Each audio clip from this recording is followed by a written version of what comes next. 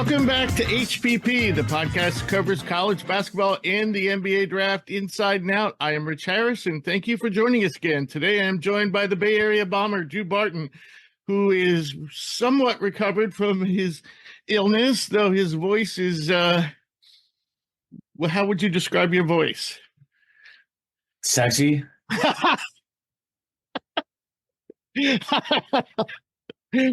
right, we'll go with that.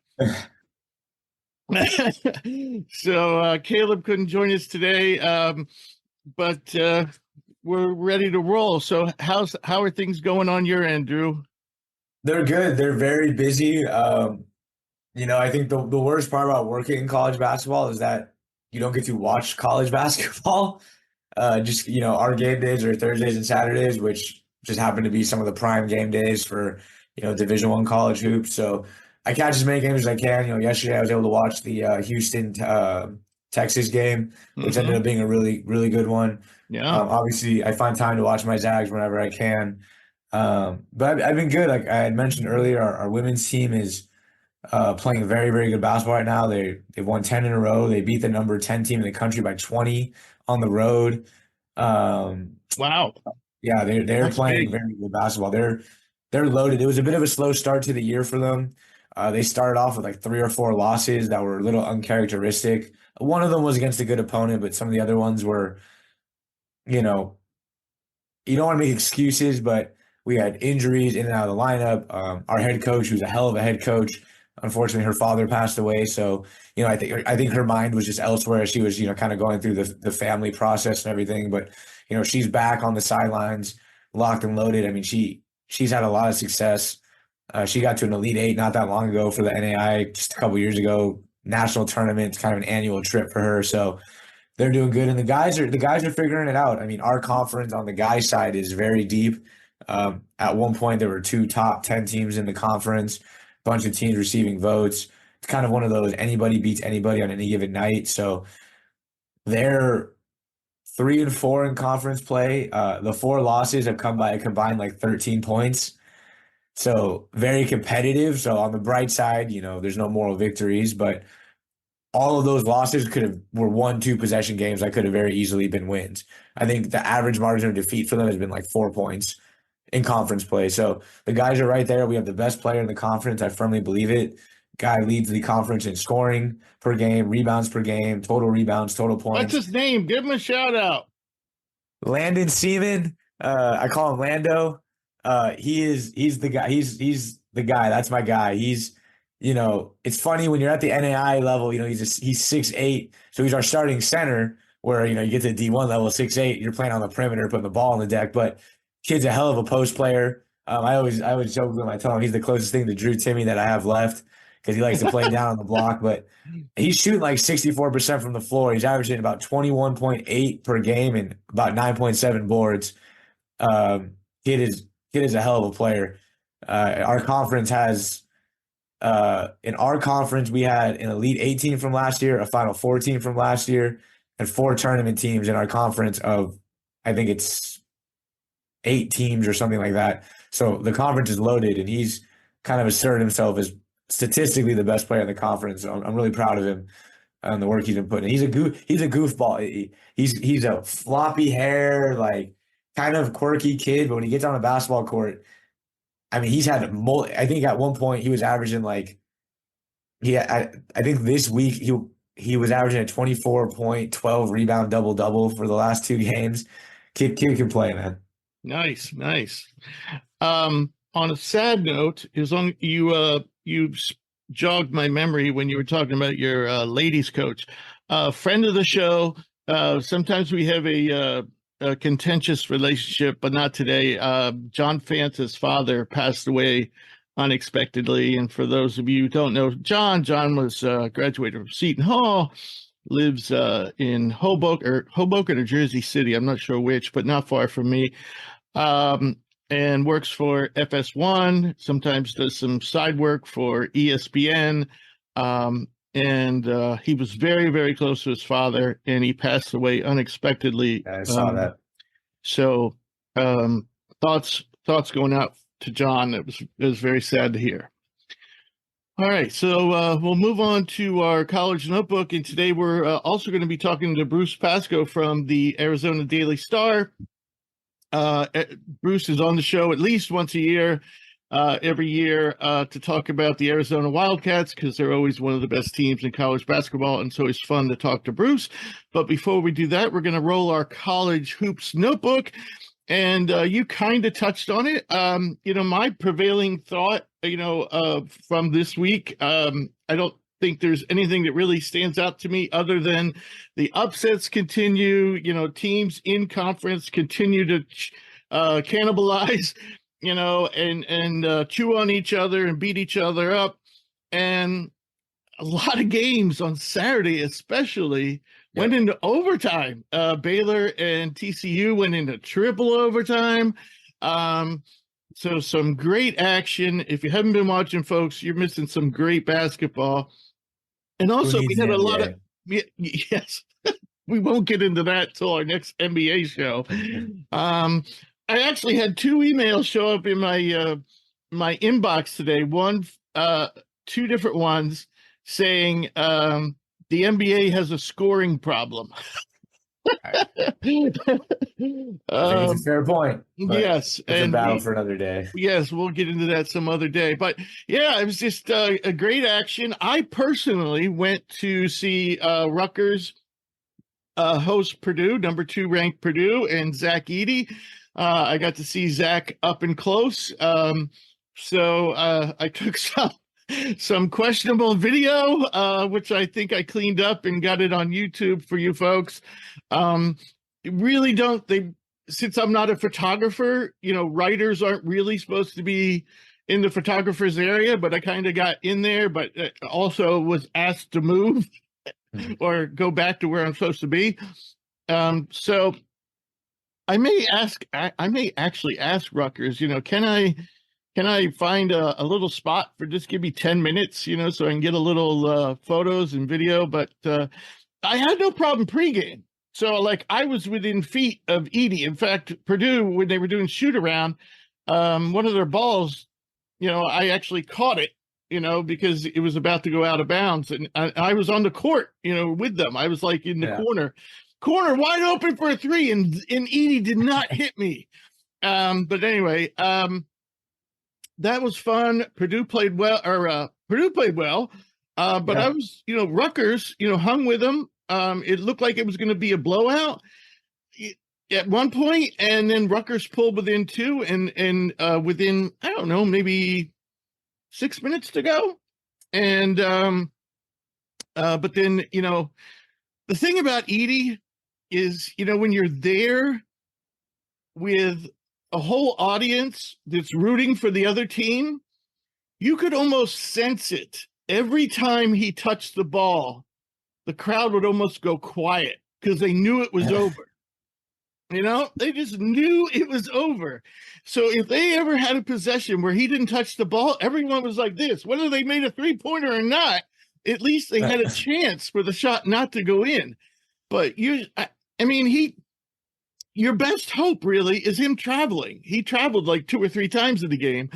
But even with Cliff Amore, who's 6'11", is amazing. Whether you see them in person or see them on TV, how 6'11" Cliff Amore looks so small next to Edey. Yeah. The guy's 6'11" and he looks small. But yeah, I think the most encouraging thing for Rutgers was Gavin Griffiths, their 4-star who started the season as a starter, but just really wasn't hitting shots. And in that game, he was 3 for 11, but he was on the court for that entire run where they went from 14 down to 2 down. Yeah. And he hit 3 key shots during that run. And even when he missed, he just missed. And I think what was most impressive was his hustle. He played solid defense, but also I think most importantly was his shot creation. This guy is if they ever made a Hoosiers 2, he would be the star. He's like a stick man with these big goggles that he wears that kind of look like eyeglasses. And he's just so thin and so pale.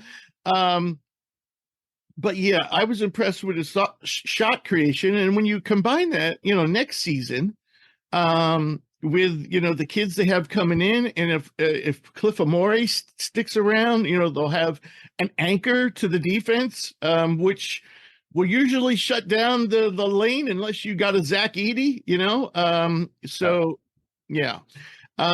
I don't know if I told you this, but I don't know if you heard it on the show, but when I interviewed Cliff, he said something was really funny to me.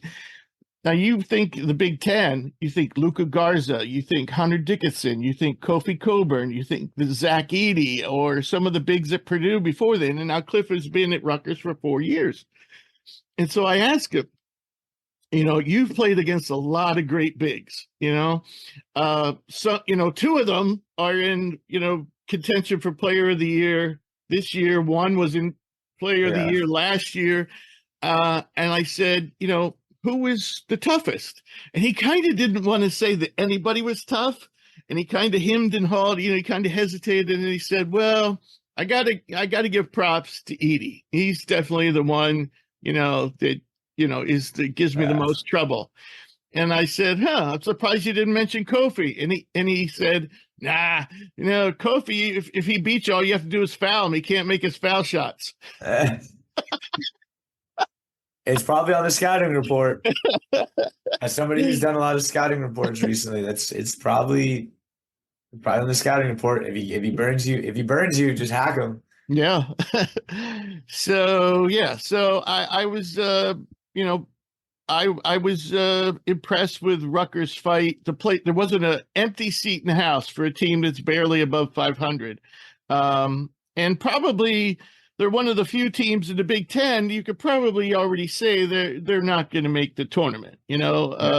So yeah, but Rutgers positive hype though. I mean, with that recruiting class, and I mean, it's probably people now jumping on proactively jumping on the train in the hopes that next year with that recruiting class, with what the number 1 and number 3 coming in, 2 and 3, 2 and 3. Yeah, that Duke's got number 1. That's right. Cooper's going to Cooper Flag's. He's actually playing.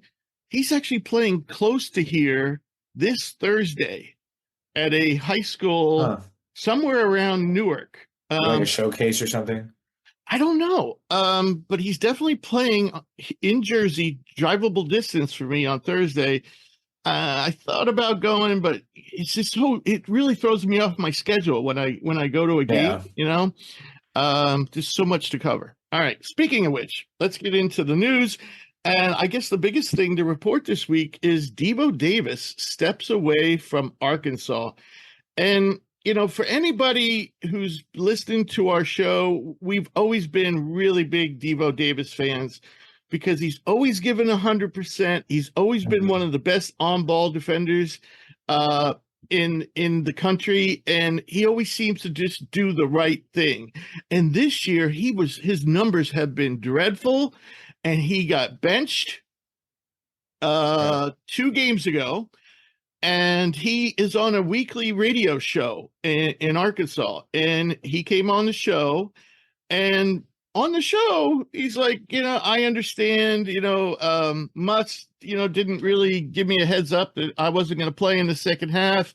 But I was willing to do whatever the team needed, hand out towels or whatever. I just wanted us to win. And previously, he's made comments about the communication on the team hasn't been good. Now, I don't know if he's talking about players or players and coaches. But then suddenly, just before the Kentucky game, we found out he's stepped away from the team. So some people think he's gone for good. Some people think he might come back. Arkansas, to my knowledge, has yet to make an official statement as to whether he's gone for good or he might come back. I think they've left it open for him to return.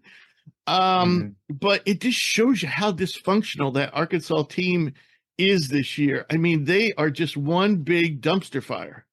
It really sucks because last year they were a team that we really liked. They had the young guys that were in there with Anthony Black and why am I drawing a blank? Nick Smith was there, and the kid that went to the Celtics, Jordan Walsh, right? And I thought this year with Travion Brazil coming back. Early in the year they looked like a legit top 25 team. They played in those Thanksgiving tournaments. They were competitive, and it really sucks, especially Duke. beat Duke for a Devo Davis that kind of is, I mean, a fan favorite is what it sounded like. I mean, a guy that the Arkansas fans and kind of community had just kind of rallied behind for 4 years is kind of a staple on this team. But, part of me wonders, like, I joke, there's always a joke that like Arkansas is always, anytime there's like a recruit in the portal in particular, but Arkansas is always throwing their name in there. And I wonder if kind of the muscleman shtick of that high octane, high energy maybe has worn a little thin on some of the guys. Maybe there's an element of them being like, how genuine is it? Like you're so rah, rah, rah, but you're always on, but every single player that becomes available, you're offering. And it's like, Yeah. Yeah, no, when is it ever enough to be like, this is the team I have? I'm going to lock in. It doesn't have to be so taking my shirt off and rah, rah, rah. I don't know. I don't want to No, you're absolutely right. brag.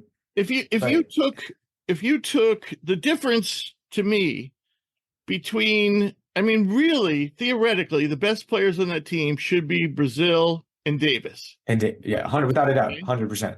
And he also had a couple of nice freshmen come in. We're talking four-star guys that aren't playing at all.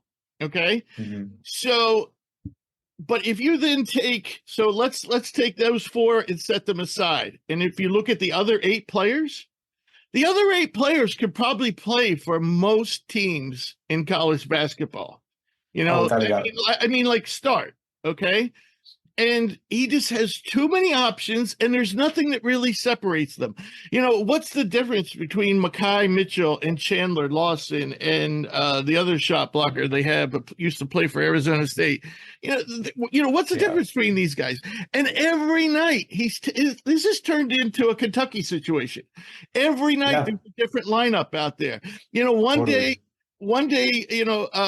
the kid from Temple, I should just bring up Arkansas. Khalif Battle. Yeah, Khalif. One day he's leading the team in scoring, and then the next day he doesn't play a minute. Yeah. It's just crazy. I'm looking at it right now.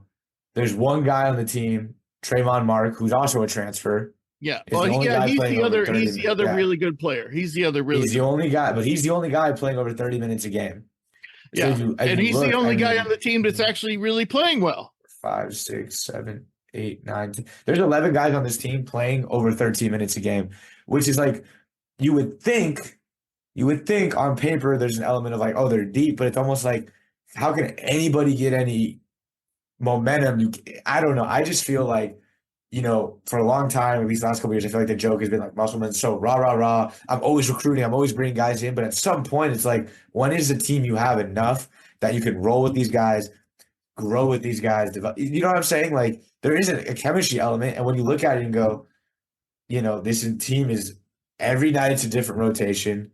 You're bringing in more new guys that are transfers on top of the new freshmen. Like you said, it's a Kentucky situation, but it's almost worse in that a lot of these guys are coming from programs where they were stars. Yes. So it's a lot harder to take a Trayvon Mark and a Khalif Battle who come from a Temple and a Houston, for example, and tell them, hey, I know you were the guy at these other programs. Now take a backseat. They didn't. They've been statistically 2 of the better players on the team. But now you're telling Trayvon Brazil, you're the third wheel now. Hey, Davis, you were the guy. Now you're the fourth wheel. And I think for some guys, they're like, well, geez, like what's like, you especially when Davis has been on that team that has been so successful. What, they made like 2 straight Elite Eights with him. They knocked my Zags out, and they beat Kansas last year. Yeah. I mean, they've had some good runs. Yeah, 2 back-to-back Elite Eight runs. Right, and Davis has been at the forefront of that. And here's the thing about these guys he's brought in, and this is what I was trying to say before. They're all about the same level of player, and none of them are really stars. Yeah. And they're all a great third option. They'd all be a great third option. Right. Maybe a second option. And he brought in guys like Ellis and Battle, who are just so ball dominant. And he's trying to Ellis is trying to play point guard when he's really a scoring guard. And they don't have a true point guard. I mean, Devo Davis is probably the closest thing they have to a true point guard. But Anthony Black was their point guard last year. So I don't know. I mean, I agree. It's just kind of a situation where it's too many mouths to feed. I don't even want to say too many egos per se, but it's too many guys that all kind of do the same thing. And it's almost like at some point, collecting big name talent becomes like a subtraction by addition because it's like you can't get there's one basketball. So you bring in Mark, you bring in Battle, Davis is back, oh, Ellis is here now, Trajan Brazil's back, and it's like at some point there's an element of like, okay, but somebody's production has to dip because we can't all score the 15. You scored 14 a game at Temple, and you scored 15 a game at Houston, and you scored 12 a game last year. But it's like those were all different places where they were the guys. Now we're all trying to be the guy in the same team. It's just not possible, and especially in college basketball where it's 40 minutes of playing time, slower scoring game. So I think it's just the guy. I think Musselman kind of shot himself in the foot and got just a little too rah-rah, a little too like Kentucky-esque. But at least with Kentucky, they do it with freshmen, so there's a kind of a controlled element of you're unproven, you're young. You can control a freshman more than you control a 4-year player, Devo Davis, like you said, who's been the heart and soul of one of the heart and soul pieces of back-to-back Elite Eight teams. And now you're telling him, hey, I brought in 2 guys that kind of do what you do, and they're going to take your minutes, your shots, and everything, more or less. So, sorry, thanks for everything, but it's just hard. And I think, you kind of run guys off that way. And the thing about Battle and Ellis, and I keep on, I hate to harp on them, but you keep on, they were like big time scorers who were super inefficient chuckers. They were chuckers. Ellis is 100% a shot chucker. And so is Battle. I mean, I've seen Battle throw up shots where he's like falling out of bounds. The thing that kills me with those guys too is it's like you're catering your team to a Battle, to Ellis, and you look at and again, this is just a basic box score line. I haven't watched as much of Arkansas since SEC play started, but I saw a lot of them early in the year because they were playing in all those big tournaments. They beat Duke and all that. Ellis is scoring under 6 points a game, shooting 34% from the floor, 26% from 3. Battle's faring a little bit better. He's 11.5 points a game, but he's shooting 36% from the floor. Mm-hmm. And it's like, you take Devo Davis and like, he wasn't lighting it up either, but it's like, it's not like you replaced him. Like at least one thing Devo Davis did that the other 2 never did is he played all-American type defense. Defended. And I don't know. I just feel like for a guy like that who's been there, yeah, it's great that he defends, but you have to reward him and allow him to be kind of an offensive threat. And now you relegated him to, hey, you're just going to be a defensive stopper now. Like you're Matisse Thybulle now. Yeah, we're going to relegate you to those teams. This is one of those teams. Like if they were in the NBA, you would say you should package like 4 or 5 of these guys for one decent point guard. Yeah, for sure. I mean, you said Devo Davis or Devontae Davis, for those of you who don't know what we're talking about, but Devo Davis, he's leading the team in assists per game at 2.1. So he's not even really like you say, he's not really a point guard. He just so happens to be the most capable at running that offense. But yeah, this team was really big disappointment. I got pretty high on them because they beat Duke. And I remember when Stanford almost beat them, I thought, man, if Stanford pulled this off, this would have been an awesome resume win for Stanford. This team just beat Duke. Turns out they're not missing that much, but this team should be better than 10-10. I think we can all agree that on name talent alone and just previous history of back-to-back Elite Eights. And this is not to indict. There's no indictment on Musselman as like an X's and O's coach. I just think he's kind of created a monster of egos and a logjam, and he doesn't know how to coach out of it. And not many coaches would, to be fair, but I think it's like a self-inflicted wound. He brought too many mouths in here instead of saying, hey, letting this be Brazil and Davis's team, maybe taking one of Battle, Mark, and Ellis, like take one of those guys and go, that's going to be our big 3. He tried to go, I'm going to have a big 7. And it's like, dude, it's college basketball. That's really hard to do. Right. I agree.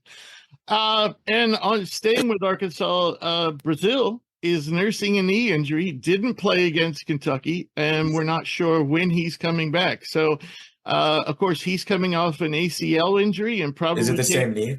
I don't know that. But what I do know is, he probably came back a little sooner than we thought. And at this point, if I'm him, I'm going to kind of play it safe, though I really wouldn't recommend he go into the NBA draft, as we talked about last week in the stock report. So, all right, some other injuries. Rob Dillingham, who missed the Arkansas game because of an illness, he practiced yesterday and should be good to go when Kentucky faces off with Florida. Khalil Ware, Indiana, has missed a couple of games with an ankle injury. He's going to play tonight against Iowa. Cam Jones, Marquette, he missed a game, I believe, and then tried to play over the weekend, only got like 5 minutes in. He will not start today, will not play tonight against Villanova. Interestingly, though, Chase Ross, similar player, not as good as Cam Jones, but a wing, a scoring wing, is back. So that's good news for Marquette because the injuries were starting to pile up for them. Matthew Cleveland is nursing a hip injury, and he's questionable for Miami's next game. You know, this Miami team can't seem to get all their guys on the court at the same time. Nor Chad, you know, first it was Poplar. And then when Poplar gets healthy, then Omier goes out. Then Omier gets healthy, then Cleveland goes out. I also think Nigel Pack missed a couple of games. Yeah, he's missed 3 games, 2 games this year. He was hurt. This Miami team cannot get healthy, and that's probably one of the reasons why. Though we will say, if they can turn it around, it's good for that inexperienced depth that they have. Because some of the guys on the bench have shown some bright spots, and I'll mention their names as long as we're on the topic. The guys who impressed me, of course, we talked a little bit about the one guy, the international kid, big point guard, Keyshawn George has played pretty well. And also freshman center, Michael Woko. He played pretty well when Omier was out.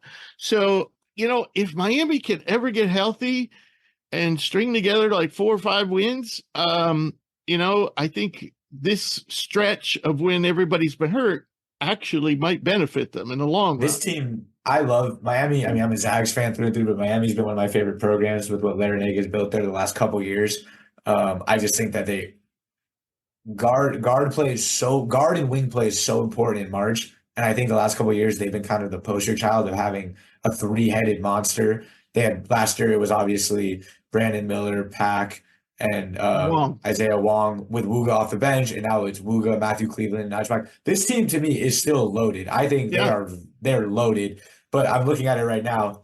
Their 4 best players, Pack, Poplar, Cleveland, Omier, have all missed at least one game. At least one, with someone I think missing 2 or 3. And it's like, the timing, like Rich said, the timing is where it's like Omier's out, but Pack will come back. But then Pack's out, and then Cleveland's now potentially going to miss time. And so, but I still think this team is loaded. That Keyshawn George kid, I think, can really play. You just kind of look at it. You look at his numbers, and you're like, they don't jump off the page. He's very Anthony Black-like. Yes, but his efficiency offensively is a lot better than Black's was. Right, I think Black was the better athlete, facilitator, defender. Yeah. But Black offensively was where you're like, oh, okay, he's not really able to get. George is averaging almost 8 a game, and he's split in 44, 83, 44, 42, 83, which are really good splits. So I think this Miami team, I'm not going to predict another, Final Four or Elite 8 run for them. That's tough to do, but I still think they have Sweet 16 potential. Yeah. And if you get to the Sweet 16 with those 3 of Cleveland, Poplar, and Pack, I would not be shocked if next thing you know, we look up and go, wait, these guys are back in the Elite 8. But they got to get healthy, get hot at the right time. But I really like this team. I just think they're loaded, and they got they're veteran, they're deep, and they're getting deeper. I won't say they're deep yet, but they're getting deeper. Yeah, and Woko's really the key because Omier at 6'6", 6'7", he's just not the shot. He's really a power forward, and he offers very little at protecting the rim when you're going against a Baycott or a Filipowski or an Edie, God forbid. Now he is improving his outside shot, so he is able to pull the bigs out a little more than he has in past seasons. But still, when it comes to defending the paint, Miami needs somebody, and Woko is like a 6'10", 6'11", maybe even 7-foot guy who can block shots. So hopefully they can continue to work him in and get him rotational minutes so that Miami does have somewhat of a rim protecting presence. And actually, they could actually go big then, if you think about it, because they could play Omier at the 4. Continuing with the injury updates, Victor Lankinen, the center for Cincinnati, who I think is very underrated, is missed the last game for the Bearcats with an illness. Not sure when he's coming back, but usually that shouldn't be out too long. Sebastian Mack, UCLA's best performing freshman, I'm going to say, is out with a toe injury, so he's questionable for this week. And Kadari Richmond, Seton Hall's star guard, is still out with an undisclosed injury. I kind of asked around when I was at Rutgers to see if any of the other Jersey reporters knew anything, and nobody knew anything new about that. So Seton Hall's kind of hit a little skid without Richmond, so they need him back as soon as possible. So last week, Caleb and I, when you weren't on the show, we talked about our revised Final Four. I said that I was going to stick with my Connecticut and Tennessee original 2 picks, and then I added Purdue and Kentucky. And North Carolina would probably be my 5th team in there. I had a hard time deciding between North Carolina and Purdue. So what we didn't get a chance to ask you, so we're at the midway point. What's your Final Four right now? So I made the comment like off the air that there's 2 teams that I've seen a lot of. I'm familiar with the players, and I just really like, and UConn is one of them. Earlier in the year, I had mentioned them, and Arizona at the time were my 2 top teams, whereas Arizona's fallen off a bit. UConn, to me, still just looks like an absolute buzzsaw. And now that Klingen's back, like I just think they can attack you, and they have a player that can literally fill any need that they need at any time. They need a rebounder, a rim protector. They have Klingen. They have Newton. The freshman Castle has played really, really well, I think, for a team that has championship aspirations. He stepped in and made an impact. So I think UConn's the best team. I know that Cam Spencer, you got Cam Spencer, and then you have the sophomore sharpshooter, Caravan, right? Yes. We're doing great with names today. And like you said, Tristan Newton. I don't know if there's a better backcourt in the country than Tristan Newton, Cam Spencer. In terms Spencer's of made of the right stuff, man. I love this. I know that you look at him, he's kind of unassuming, but that guy is made of the right stuff. Yeah. Like, I just think that he's a gamer. And Newton, to me, continues to just impress me. I mean, he's one of the – I mean, I go back to the first game that I got to watch him play a full game was at Kansas, and he, I mean, was the best player on that court. Can I tell you large stretches of that game? Can I tell you a funny Cam Spencer story? Sure. Cam Spencer played for Rutgers last year, and this year, UConn, when they had like their Midnight Madness or whatever, they had a 3-point shooting contest between the teams.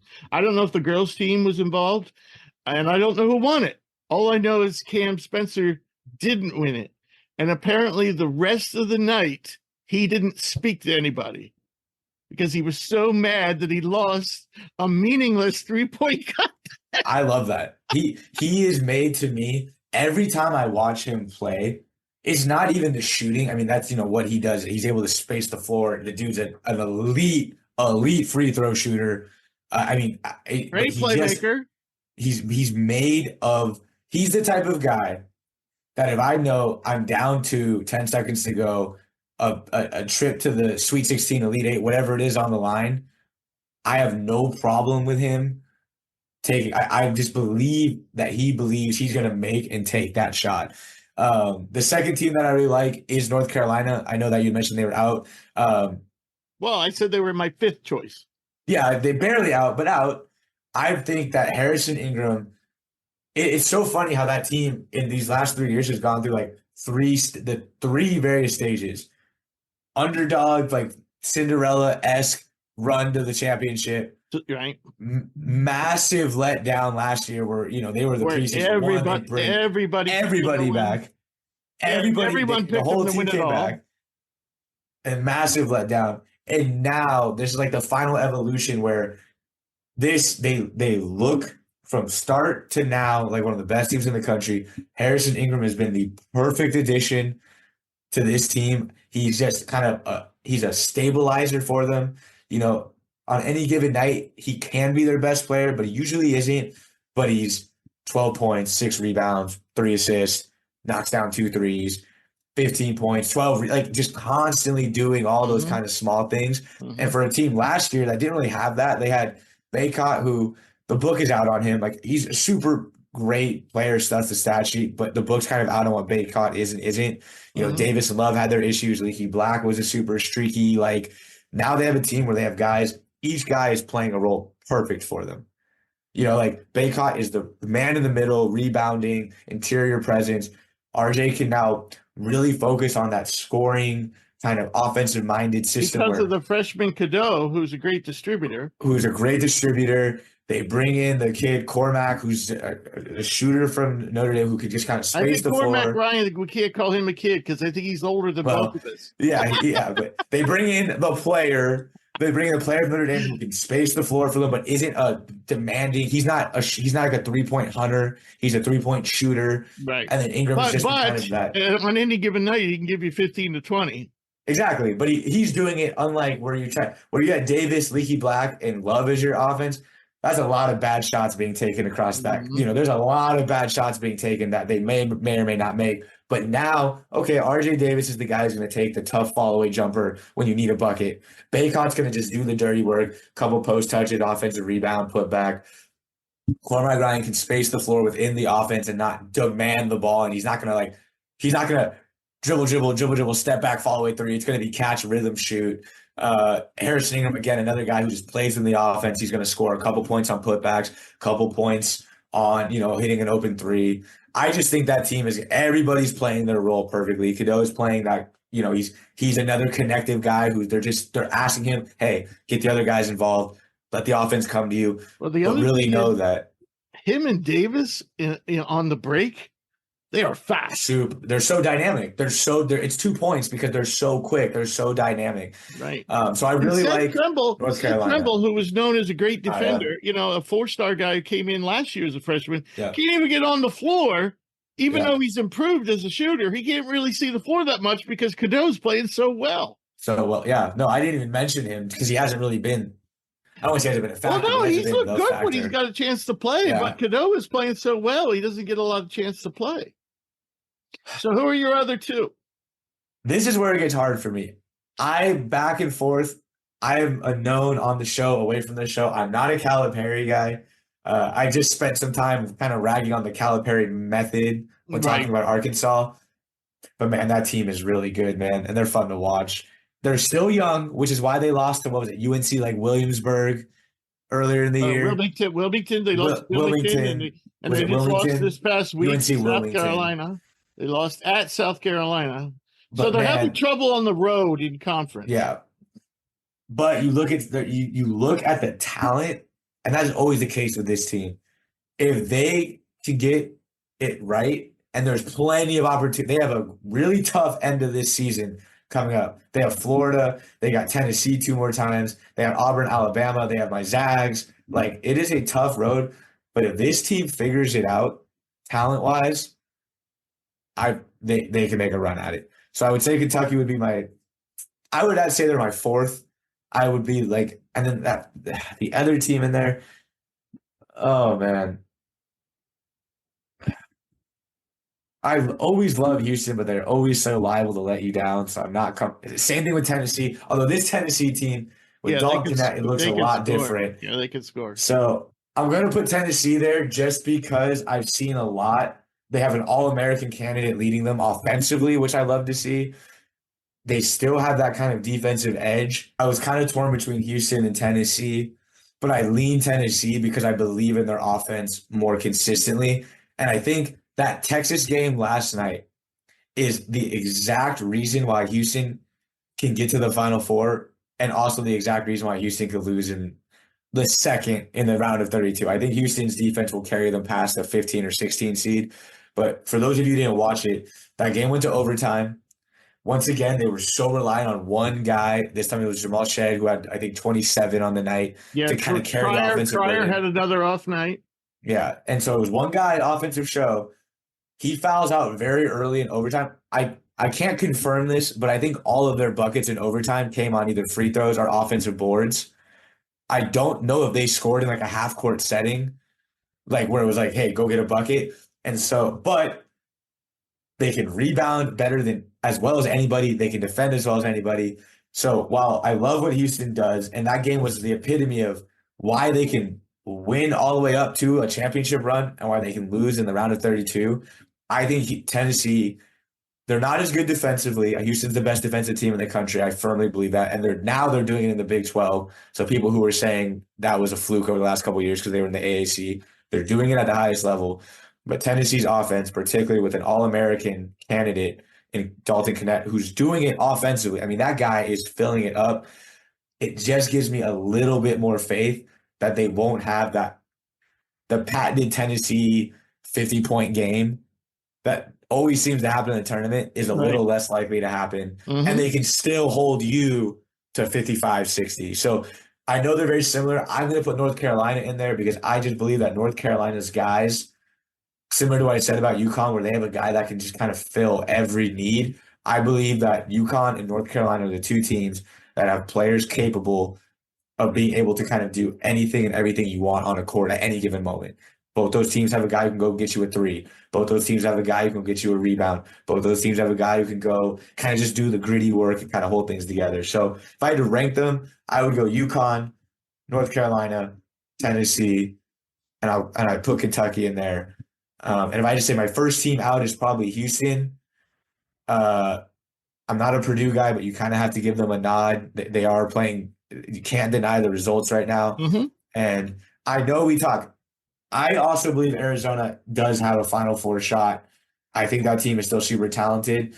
Can they figure it out? I don't know. But I do think Arizona's kind of, if I had to pick a team outside the top 10, it's kind of cheating. They're at 11. But that Arizona team is very talented. And for the bad losses they've had that have come on buzzer beaters and close games, they've had some really big wins this year where they handled some of the best teams in the country. So those would be my first three out, I would say. All right. So the last thing in the notebook, I don't want to go into depth in every conference. I just wanted to talk about where we are in the bracket projections. And because some of these things are starting to annoy me. And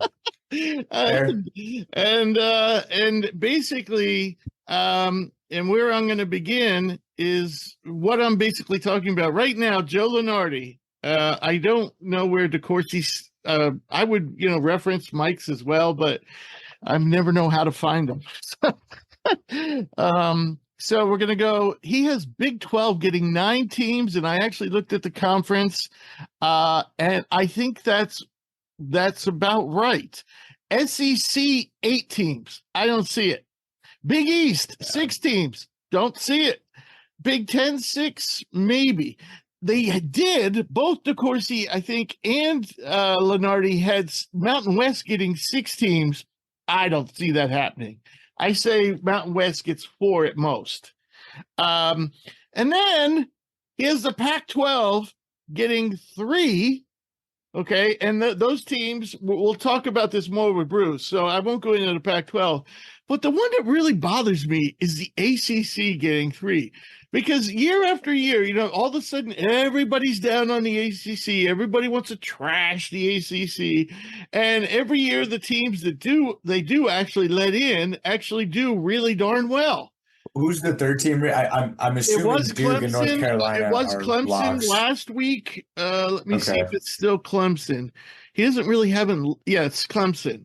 Okay. So here, if I bring up the standings, okay, I'm just going to talk about the ACC, and in so much of this, and here's what bugs me, is so much of this is based on what happened in November.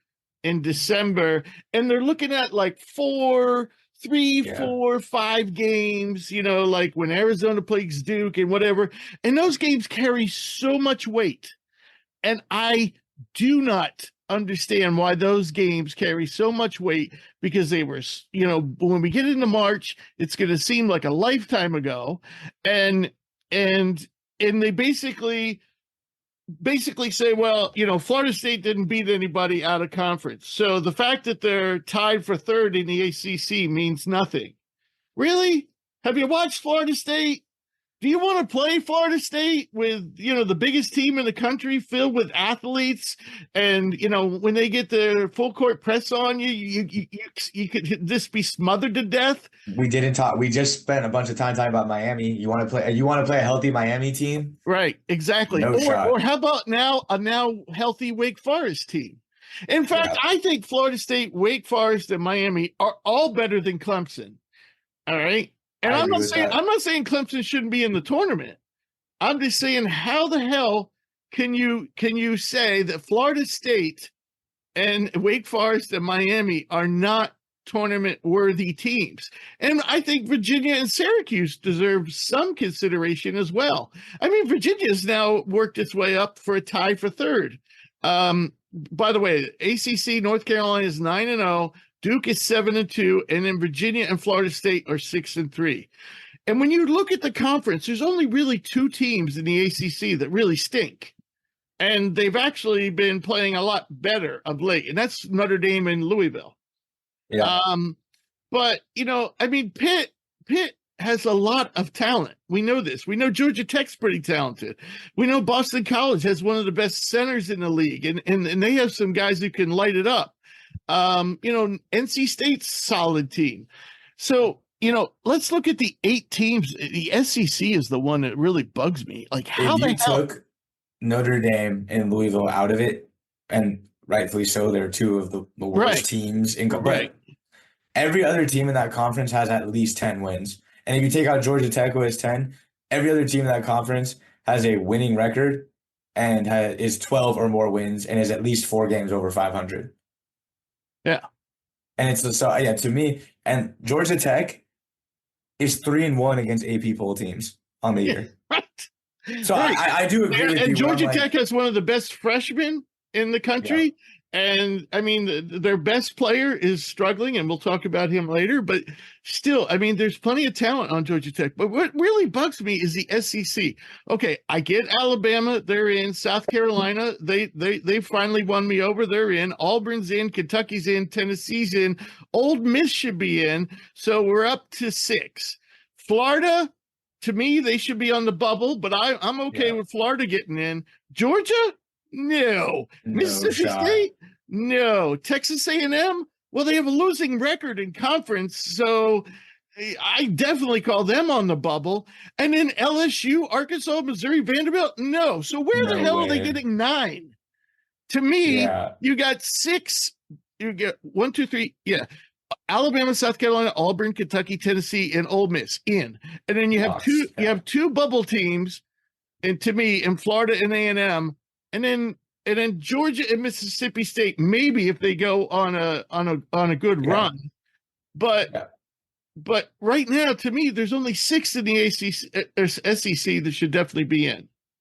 And let's put it this way: if Miami and Florida played Georgia, who are you taking? Miami, right? If Wake Forest played Georgia, who you taking? Or if Wake Forest. Okay, if you put Miami, Florida State, and Wake Forest in a group, and you put them up against any combination of Georgia, Mississippi State, and A&M,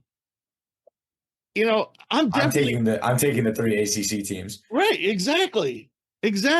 Outside of Kentucky and Tennessee, I think there's a very legitimate argument that those 3 teams could beat, if Alabama's number could beat anybody, and they could beat anybody in the conference. I guess what I'm trying to say is, you take those 2 teams away, we both said were Final Four caliber teams.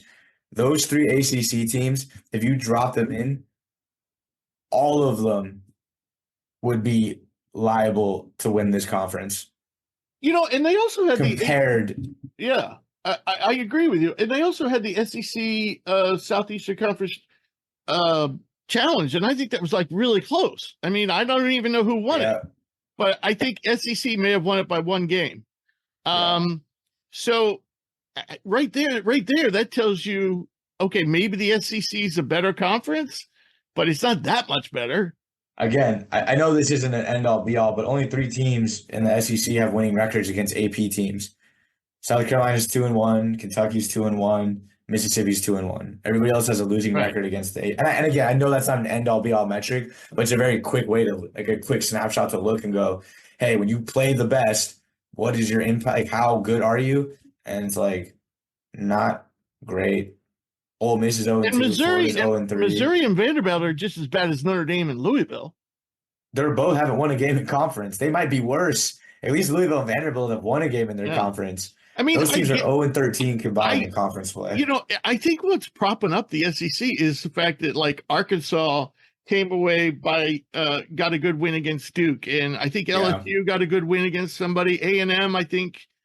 A&M and Mississippi State both have at least one good win. Right? Does Georgia? 1 or 2. No, Georgia doesn't. Georgia, like I said, Georgia's 0-3 against. And Florida isn't too. But I will say about Florida, every time I've watched Florida, when they lose, it's usually close. And they're a talented team. And they're super tough at home. Right. And but if you watch that team, and that's the thing I have with the committee, is I don't know what these guys do during November up to selection day, but they obviously don't watch these teams play enough. I think the problem is, and I don't know if there's an AI, if there's a computer. I don't know what this system is. It's the computers. It's the way the way they've set them up. And I just think the issue is that they put so much stock in what you said, early games, particularly early games against ranked opponents. And it's like there's games that they give massive credit to. Like, I'm just trying to think. Like, you look at Arizona as an example. Early on, that was such a great win. But it's like I think they look at them in the vacuum of, well, Arizona was number one at that time. So at the end of the season, they beat the number one team in the country. No, they don't do that. They don't. Okay. They do just the opposite. Okay. They do just the opposite, which bugs me. Yeah. Because I was gonna give them that much credit. Let's see. My argument is like, let's take the one team that keeps on popping into my head is Providence, because they lost Bryce Hopkins. Now Providence is still playing well, so maybe it's not the best example. But let's imagine that Providence did tank it. So if you beat Providence when they had Bryce Hopkins, and that was considered a good win, okay, like a quad 1 or a quad 2 win. But if they went into the tank after you beat them when Hopkins got down, they would downgrade your win, even though Hopkins played in that game. Okay. See, I was going to give them enough credit to say maybe it's because they're, And that's such a lazy thing. That's super lazy. That just tells me you're not watching the games. Right. Because it's like, how can you tell me? You're relying too much on the computers. How can you tell me that those are fundamentally not the same teams? And Kentucky's not the same team. I mean, Kentucky's gotten progressively better. As is expected with the team of all those young guys. Right. That's really frustrating then, because I thought it was the other way, where at least they were maybe like the credit was ebbing and flowing, and I'm like, maybe they've just assigned too much to the beginning. But if the credit was like standing firm. But they do in the sense if they do in the sense that basically what happens is, if your conference did well as a whole in November and December, then they really ignore how well you do in conference. It's almost like it doesn't matter. So Florida State, even they had a shitty, November and December, but now they're playing really well. And the problem is, since they had that crap off season, that downgrades the entire ACC. So when you beat Florida State, according to the computers, because you played terrible in November and December, well, you didn't beat a very good team. It's basketball. Like you fundamentally, this sport more than most, literally teams get better or worse as the season goes because of injury. Arkansas is getting worse. You can't tell me that beating Arkansas 2 months ago is the same as beating Arkansas. You can't. No. You fundamentally cannot say that. It's the same thing with Memphis. You can't tell me beating Memphis during those Thanksgiving tournaments is the same as beating Memphis now, who's lost 3 straight games to unranked teams. I'm not saying Memphis is bad. I'm not saying Memphis deserves to get in, but that win which was at the time a quad 1, quad 2, is not the same as if I beat them now, where it's probably it probably isn't, or maybe it's a lower quad 2, whatever. That just really frustrates me because what that tells me is you're removing the human element of basketball, and you're basically saying if then at this point, it's like all you should do is just schedule every single preseason game should be an AP 25 opponent. Hope you win half of them. Yeah. And then if you do, you're set. No matter what happens down the stretch, because that's what coaches have started to do. If they can get it, they'll play anybody. A lot of coaches are doing that. They'll play as tough a schedule as possible because they know how much weight is now being put on. Yeah, you're better off playing those early tough schedules, knowing that if you can just pull some of those wins out, even if it's by 1 or 2 points, or even if it's close. Yeah. Now, see, that's the other thing. I don't know how much some computers actually consider how close the game was, like margin of defeat or victory. And some of them don't. They just consider whether you won or lost. And to me, how close the game was matters.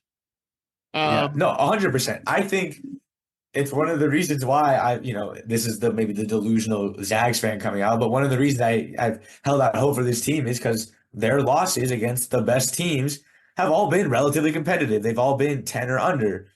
And so it's like that, again, should matter. I'm not saying that a team should be, there's the moral victory of, oh, well, you only lost by 4 to Purdue, so you should be a 2 seed. No, but that does say something, because if you're telling me Purdue is the number 1 team in the country, or number 2 team in the country, and I lost to them by 4, that tells you I'm a pretty good team, or it should, you would assume. Yeah.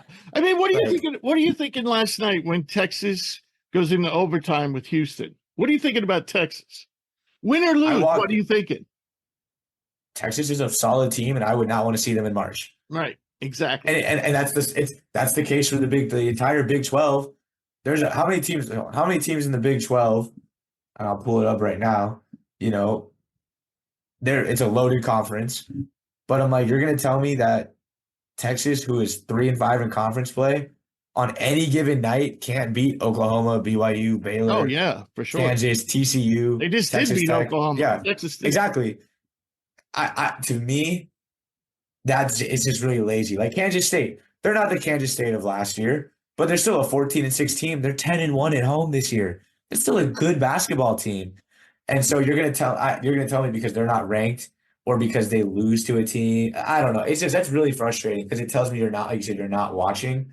Because if you tell me that if I took Texas and dropped Texas into the Mountain West, what do you think would happen? But seriously, what do you think would happen? Texas would run away with it. And everyone's saying the Mountain West is going to get 5-6 teams. Right. And that's not the Mountain West. I'm a West Coast guy. There's good basketball teams. If you put Miami or Florida in the Mountain West, they would probably I don't know if they'd run away with it, but they would win it. They would win it. Yeah. And at worst, they would maybe be this, at worst, would take second. Yeah. And I've seen San Diego State play a lot this year. They have not been an impressive juggernaut. They've been okay. Most impressive team there is New Mexico State. Or New Mexico State. New Mexico. Sorry, New Mexico. Colorado State is okay. They're good. But again, that's where I get frustrated, because if you're just going to tell me that, looking at this bracketology thing, that Texas is a last 4 bye, I'm like, no shot. Texas is significantly better than a lot of the teams I'm looking at here. And I understand some of it is the auto qualifiers and whatnot, but to me, it's just lazy, because I've seen Texas play a couple of times. I now just watched them. They beat Baylor in a tight overtime game. They lose to a Houston team that is number 4 in the nation in an overtime game. And you're going to tell me that doesn't carry some positive weight because I don't know. My argument is, no matter how you design the computers, whether you want to relook at, if you want to like a quad 1 win in November, then all of a sudden could become a quad 3 win in March. If you want to do that, that's fine. Or if you want to do it the opposite way, where a quad 1 win stays a quad 1 win, no matter what you do, the system will be flawed, because the system doesn't take into account who was on the court that day and what state was the team in. Did they get stuck in the airport the night before, and like get 4 hours of sleep because there was a snow delay or something? They were stuck on the tarmac. You got to take who was healthy, who was not healthy, where the game was played. There's another thing that bugs me. Like when Michigan State played Baylor in Detroit, That's considered a neutral win for them. That was a home game for That Michigan was a State. home game. But For sure. they're gonna get credit for that win as a neutral site win over a ranked team. Okay, Yeah. you and I, the whole world knows that was a home game for Michigan State. But according to the computers, that was a neutral site game, and that's the way they're going to do it. So to me, they've given too much control to the computers, and it's just goddamn lazy. Yeah, I agree. I mean, it just kind of tells me it's like it's sports. There is no team in the history of sport that is exactly the same as it is from the first game of the season to the last. Somebody is nicked, somebody is playing better, somebody's playing worse. It's just the name of the game. If you told me at the start of this year that Michigan State was going to be as bad as they are, or I won't say as struggling as much as they are, I would have been like, really? That team is pretty loaded. If you were going to tell me that, Duke was going to be kind of fluctuating on the board of the top 10 at the start of the year, I'd be like, I don't know, man. That team is probably a top 5 lock most of the way. But guys get hurt. Guys don't play up to their standard. On the flip side, guys break out. Freshmen don't show up, but freshmen also improve. Yeah, freshmen, it is a known. I was talking to my coach at Menlo about this because we have a 6'9" sharpshooter freshman. Absolute sniper. Kid is 6'9" and probably shoots damn near 40% from three. But he's a freshman, super thin, can't really guard in the post, all that stuff. But he's getting better. He's put on muscle. Him from game one to now, night and day player. His confidence, his knowledge of the offense, just his physicality. He's still a beanpole and still gets pushed around, but he's put on about 15 pounds, and it's just not as bad. And so I just think that it's so lazy to tell me, like, and it's why I get, like, I understand sometimes you look at a team like Kentucky and go, okay, they're super young. But at the same time, if you watch them play, they have gotten significantly better. I don't know. That's just really lazy. The thing about sports is sports revolves around humans, and human beings are the most unpredictable, ever evolving in life, particularly in sports. Yep. And so I just think that, because again, if that's the logic, why do we have a season? Why don't we just say, here's the top 25 teams we think in the country? Why don't you just stop the season in December? Everybody plays. Why are we even playing? Why are we even playing in-conference games if you've already made up your mind who's good and who's not? You do agree with me that the computers just have too much sway at this point, and it's almost as if the committee doesn't want to defend its decisions. It doesn't want to have arbitrary decisions. It doesn't want to think about, okay, Providence was good, now Providence isn't good because they don't have Bryce Hopkins. It doesn't want to think that deeply, because it opens it up for criticism. Now they can say, well, look, how many quad one wins they have. For sure. It is scary. It's scary to put your name in. I have not been able to watch as much college basketball this year as I did last year. Last year, my individual bracket was great. I was like 13 of 60 on the Sweet 16 and like 6 of 8 on the Elite 8. I felt like a genius until it all blew up. I don't feel that confident this year because I just haven't been able to watch games because I'm working. But you still have to be willing to go from what I've seen, what my eyes have seen, what the AP poll tells me, what the stats tell me. Those are the 4 teams that I think have a really good shot with some variables in there. You have to be willing to put your name behind it. You have to. Because again, if we're just going to sit there and go numbers, why don't we just go, why do we have March Madness? Why do we have people doing it? Yeah, why do we not just go top 64 Ken Palm teams? There you go. Yeah. Like, exactly. why do we play the games? Why do we not just... It doesn't seem like the people really do much of anything at this point. If that's how we're going to do it, then we should just go, the national champion is decided by the number 1 Ken Palm rated team at the end of the regular season. You're the national champion. It would remove all bias. It would be a machine and algorithm. I love Ken Palm. It's a great tool. It helps me stay up to date, and it's a quick way for me to look and go, who's playing well, who's not playing well. But Ken Palm is also the type of system, those are the type of rankings that have Alabama as like a top 5 team in the country. Alabama is not a top 5 team in the country. I've seen them play twice. I think I've seen them play twice this year. No shot is that team top 5. But according to Ken Palm, they're, whatever it is. So, yeah, I think that, like, computers are great. They're a great tool to help you make. You know what Alabama's hanging its hat on right now? Beating Auburn. And you know what? Auburn basically rolled through, up until this point by playing nobody. Auburn Yeah. really didn't play many good teams. Yeah. So Auburn kept on climbing the rankings because they weren't losing, but they really weren't playing anybody good. And now Alabama thinks, everybody, all the Alabama fans, oh, we're good. We beat Auburn. Well, I'm not so sure Auburn's that good. Go beat Tennessee in Tennessee. Go beat Yes, Kentucky in Kentucky, right, and then right. I'll Well, start to. they did try to play Tennessee and they got walloped. Hey, that's what I'm saying. That like go beat those teams. Yeah, I don't know. And like maybe it's hypocritical coming from a Zags fan where computers are always very favorable to us, but at least I can hang the hat on. They have success when it matters. They win the games when it matters. I mean, their resume of what is it like however many straight Sweet 16s. There's other teams that they're just saying are like last year, wasn't it Missouri last year who played like nobody the first, like they were like Oh yeah, 9-0 to then start they the year played and played Kansas and lost by nobody like 40. and lost by 40. But the computers were telling us Missouri's 9-0. They're winning. Their average margin of victory is like 20 points a game. And I'm like, yeah, they're playing the school for the blind. Like, hey, come on. Like, the Sisters of the Poor don't necessarily count as a high quad one win, in my opinion. So I get the need for both.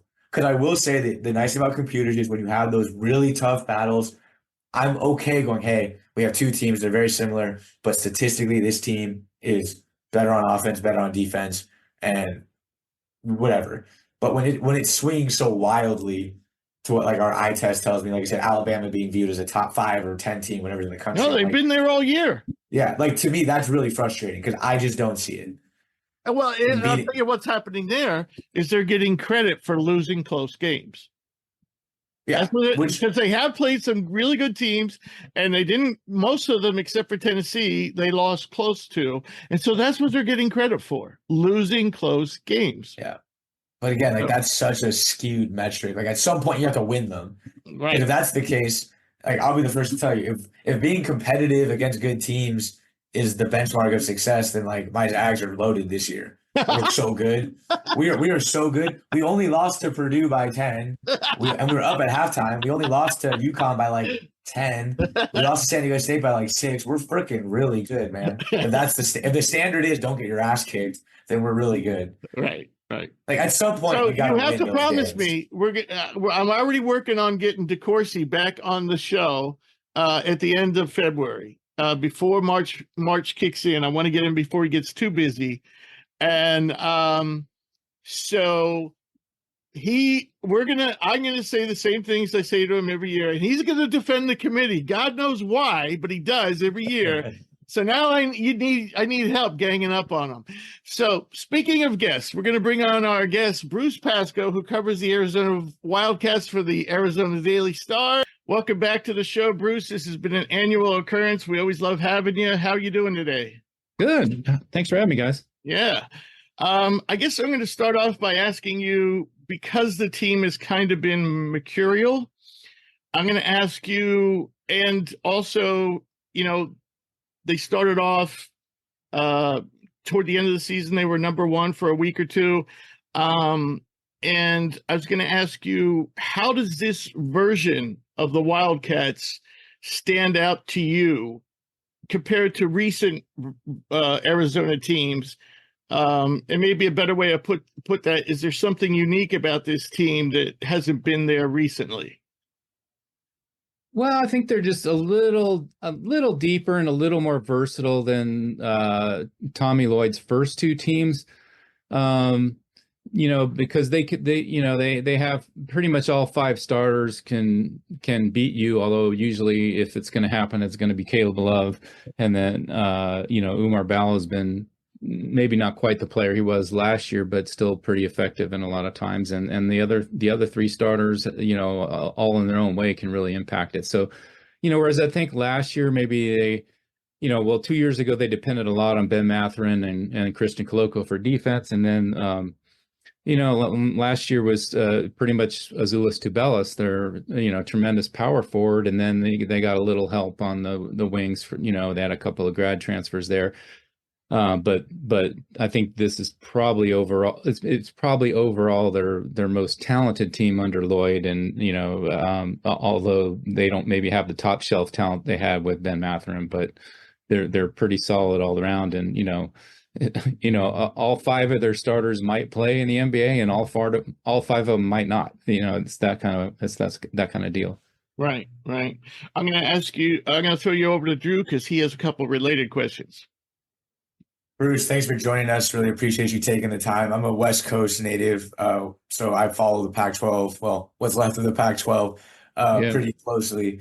About 2, maybe 3 weeks into the season, I made a comment on the show. I claimed that the Wildcats and UConn, to me, were the 2 best teams in the country at the time. Obviously the resume with some recent losses probably doesn't reflect that for Arizona, but this is a team that I saw beat Duke on the road. They handled Wisconsin. They handled Alabama pretty convincingly, gave FAU and Purdue really good games. When it matters most, which Arizona team do you think we're going to see? Are we going to see that team that was able to go in to North Carolina and beat Duke? Or are we going to see a team like, in some of the past years with the tournament that's kind of fallen short? And do you think that this team has Final Four potential when it's all said and done?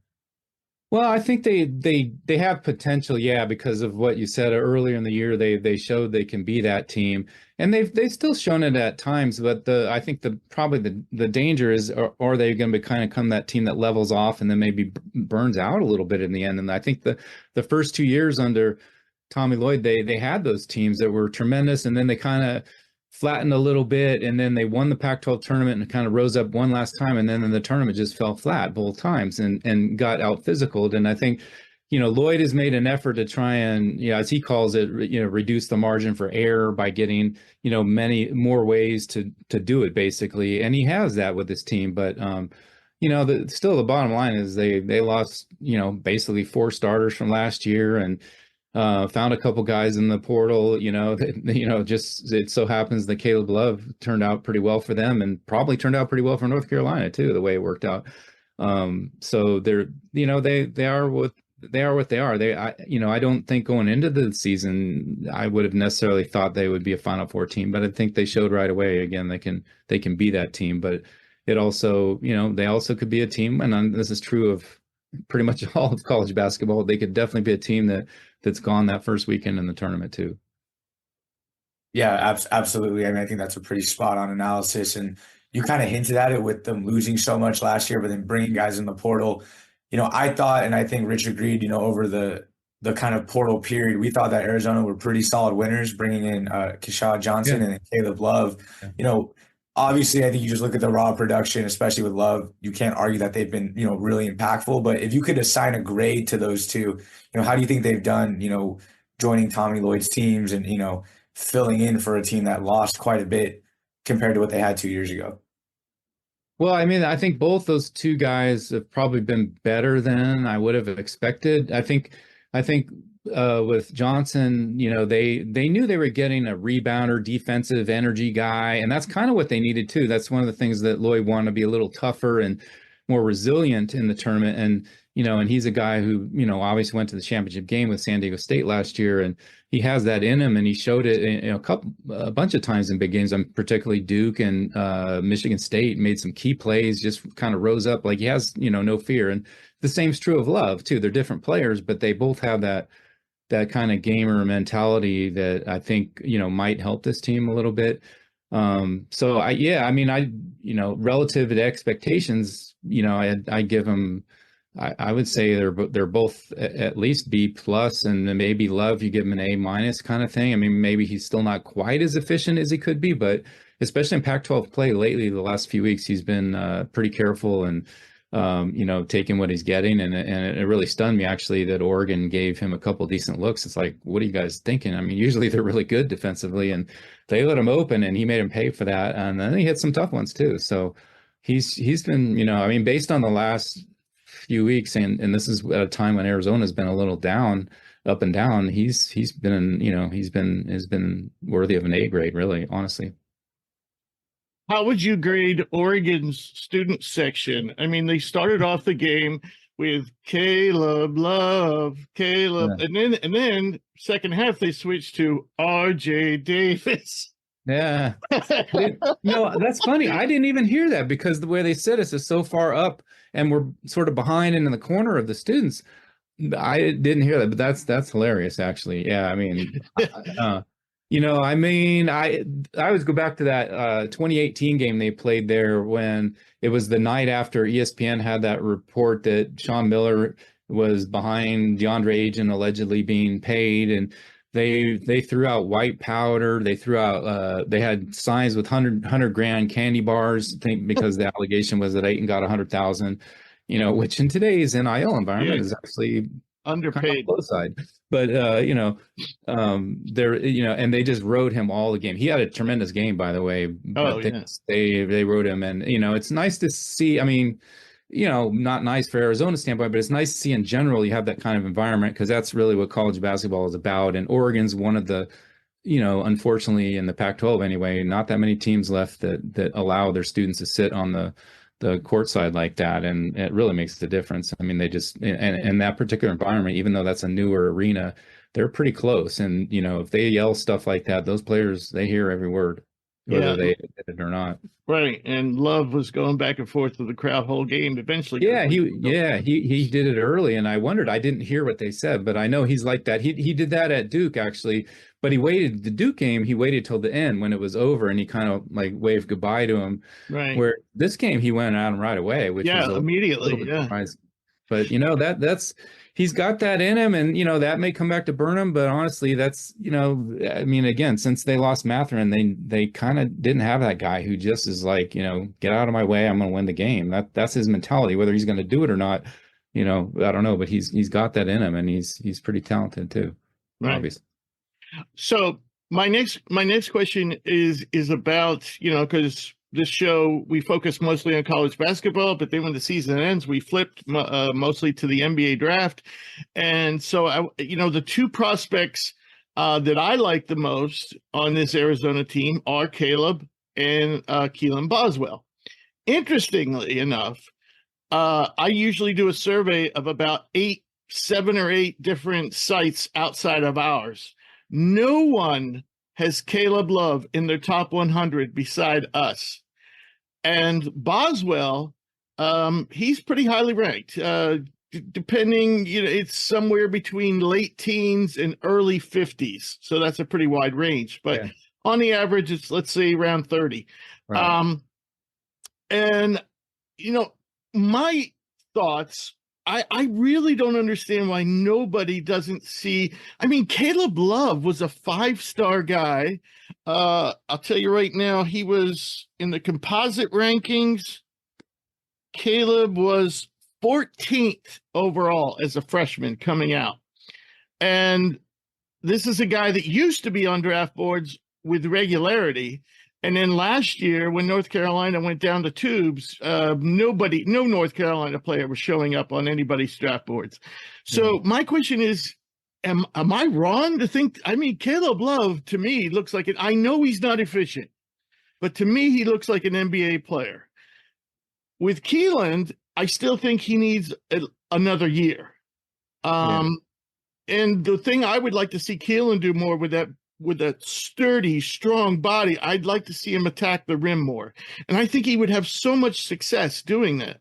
Right now, he shoots a lot of jumpers. But I wanted to get your thoughts on these two guys in terms of the next level.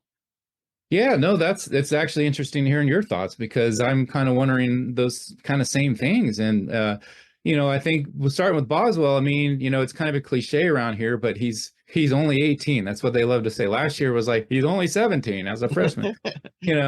It's just, everybody knows that here, but it kind of is true. And and I think that's one reason why he is rated. Some people rate him high, because he's still got, a lot of upside and potential and years to develop.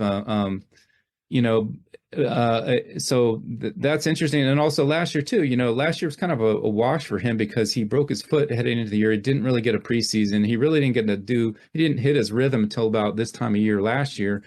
And then that team was having trouble. So it's really only, and this year he's been, a bigger factor, obviously, and, made some big improvements. But he's, there's been times when he's lacked a little confidence, I think, and both shied away from jumpers. And like you said, he doesn't attack the rim much. And I think maybe that's a function of the team he's on this year, because they have so many other guys who can do that. So I think he's kind of deferring a little bit in that sense. But if he does come back, it would definitely be. Yeah, I'm sure that would be something he would do. He certainly, you would think he could do it physically. He's a well-built, tough kid. Works super hard and all that kind of stuff. So, there could be that. It'll be really interesting to see if he does decide to leave and just test himself. Because now we've got this dynamic where, yeah, they can go in, and even if he gets a 2A or Exhibit 10, he can do pretty well. But the NIL money is pretty darn good, and you can, arguably make as much, if not more, if you stay. So, and if he thinks he might develop better here, that could be part of it. But I do think, he was expected to leave. When he came here, it was like a one and done, and then when he reclassified, then it was like, okay, he'll stay 2 years, and this is that second year. So I don't think he'll stay, but if he does, then yeah, he's, that would be interesting to see if he develops that, and I think.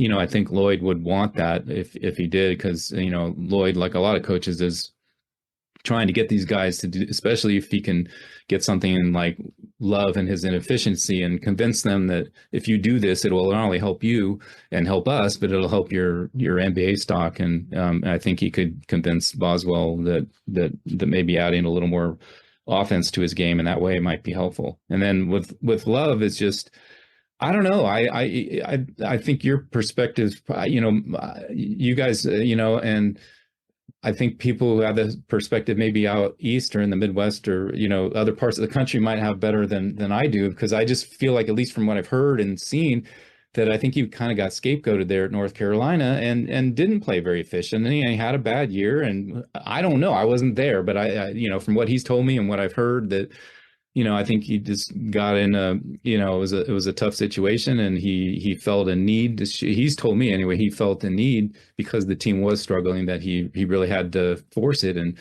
try and score a lot of points, basically. And even if the situation wasn't there, whereas like at Oregon the other night when he scored 36, it was there, and he took good shots for the most part.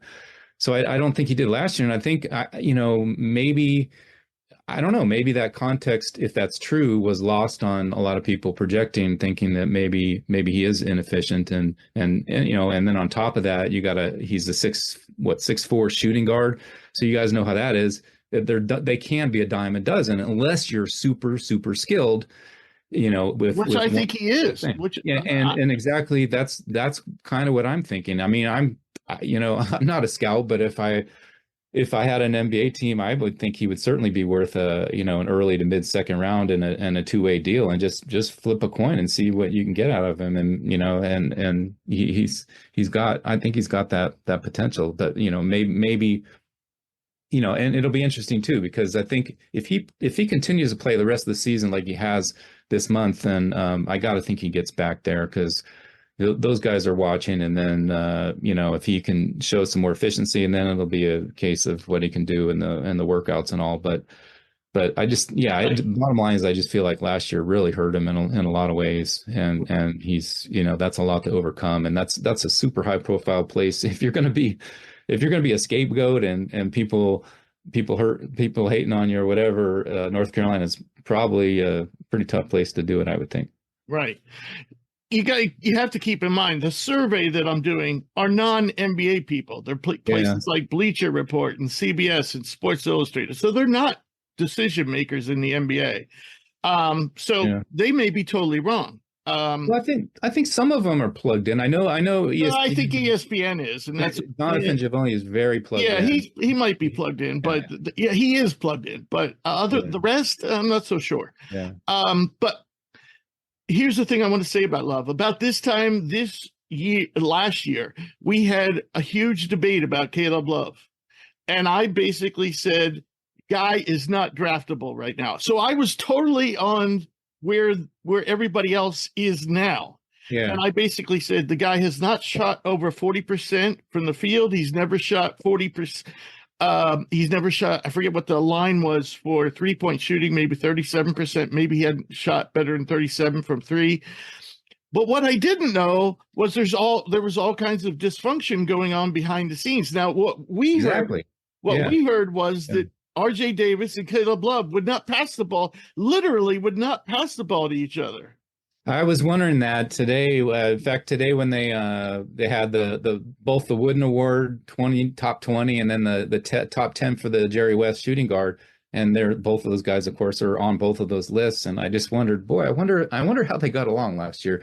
I never They actually. didn't. They didn't. Yeah, I kind of thought that was the case, and I haven't asked him that directly, but he has talked in general about the whole North Carolina situation, and he felt it was a lot of pressure and wasn't good, wasn't good chemistry and all that. So I think that goes without saying. There was probably some friction, wherever that came from, and yeah, that probably hurt both of those guys. And now that they're both Yeah, apart, and right, and now they're both flourishing. Yeah, yeah, and the whole irony of the situation is that it's possible that Caleb Love leaving North Carolina was addition by subtraction, and Caleb Love coming to Arizona was definitely addition by addition. And like, so, you could it almost is like, and then we're only at midseason or late season or whatever, but like it almost is like Caleb Love is a poster child for what you want the transfer portal to be. Like, get a guy out of a bad situation into a better situation where he can thrive and both teams can thrive. I mean, it's a win for everybody, right.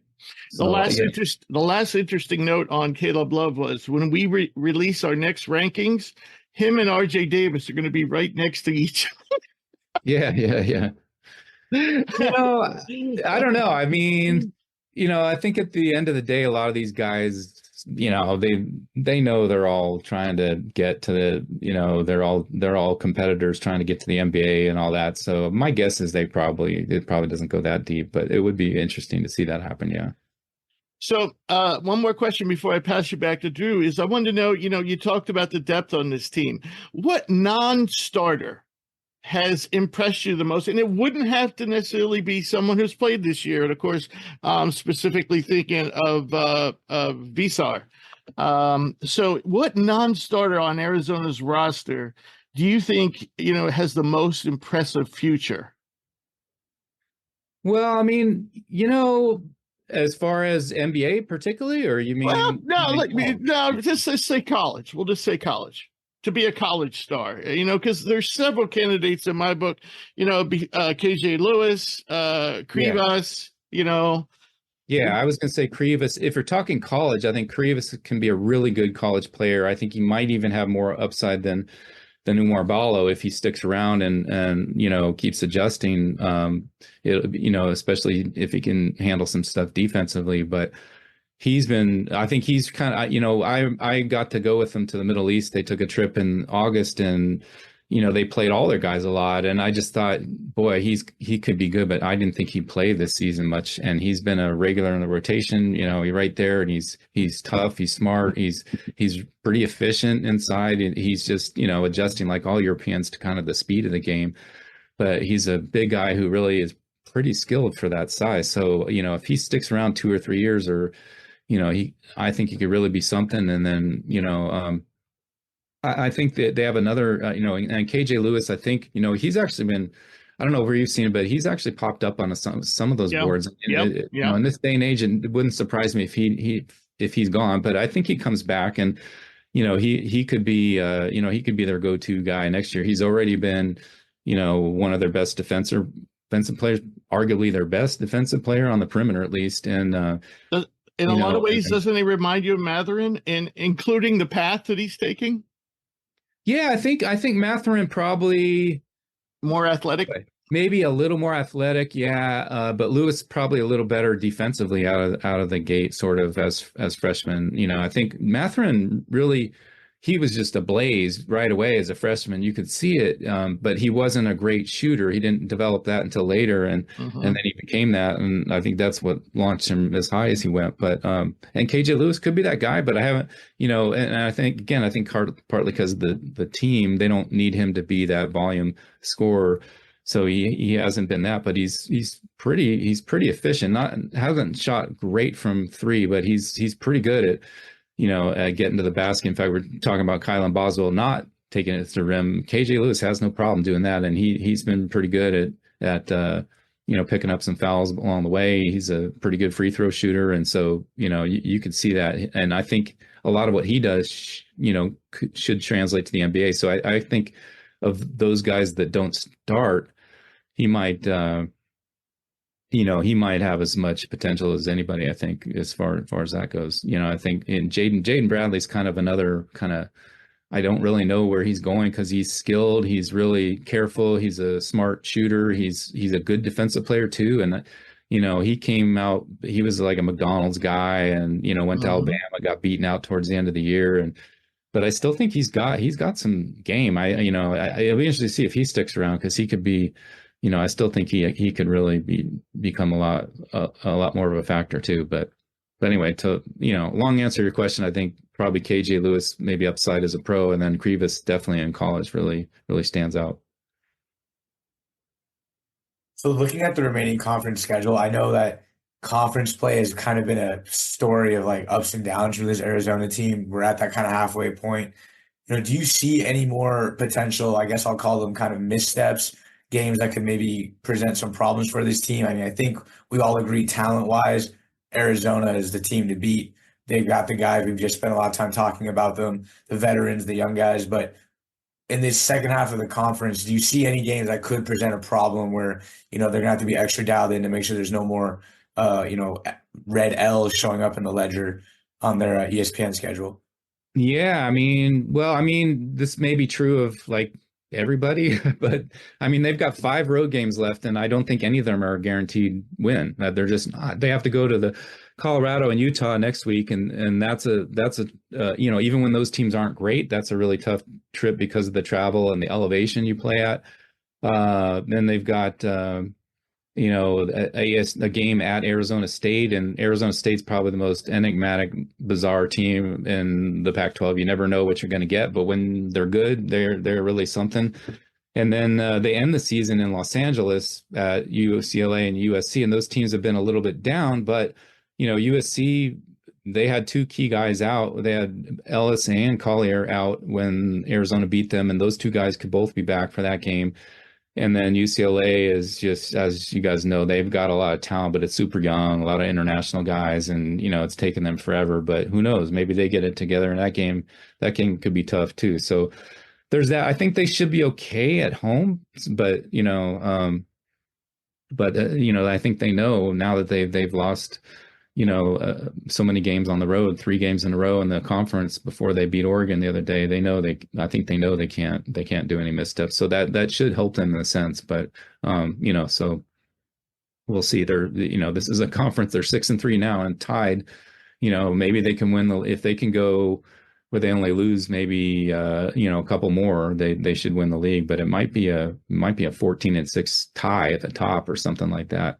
And then as far as getting in the tournament, I think they're in okay shape there. Obviously, it's just a matter of what seeding they're looking at, and so not too much there that they have to be concerned about. I would just be more concerned in general about the momentum. Can this team put together a string of wins and start to develop that toughness? Because right now they've got a trend of loss, win, couple wins, and then another loss. They haven't really, they've had trouble kind of putting it together consistently, and that's kind of the thing I would look at if I were them. And kind of going off that, Rich and I talk about this all the time, but like the experts right now are predicting, I believe it's 3 Pac-12 teams to make the tournament, Arizona, Utah, and I think, Rich, if I'm not mistaken, Colorado was a play-in team. That's ESPN's predictions. ESPN's prediction. Yeah. And I think they have Utah at an 8 or a 9. Now, yes. Utah just dropped like 2 or 3 in a row. Yeah. Now, of course, Utah's banged up, but still. Anyway, Colorado in the play-in. So... Yeah, and I think of those 3 teams, Arizona, Utah, Colorado, they've only got together 3 road wins in the conference so far, and Arizona has 2 of them. Yeah. And then I think Colorado beat Washington or somebody. I don't know what it was, but so none of them are that dominant in that sense. But Colorado and Utah have been pretty good. They both had key guys out, and that's made a difference. I think when Arizona played here.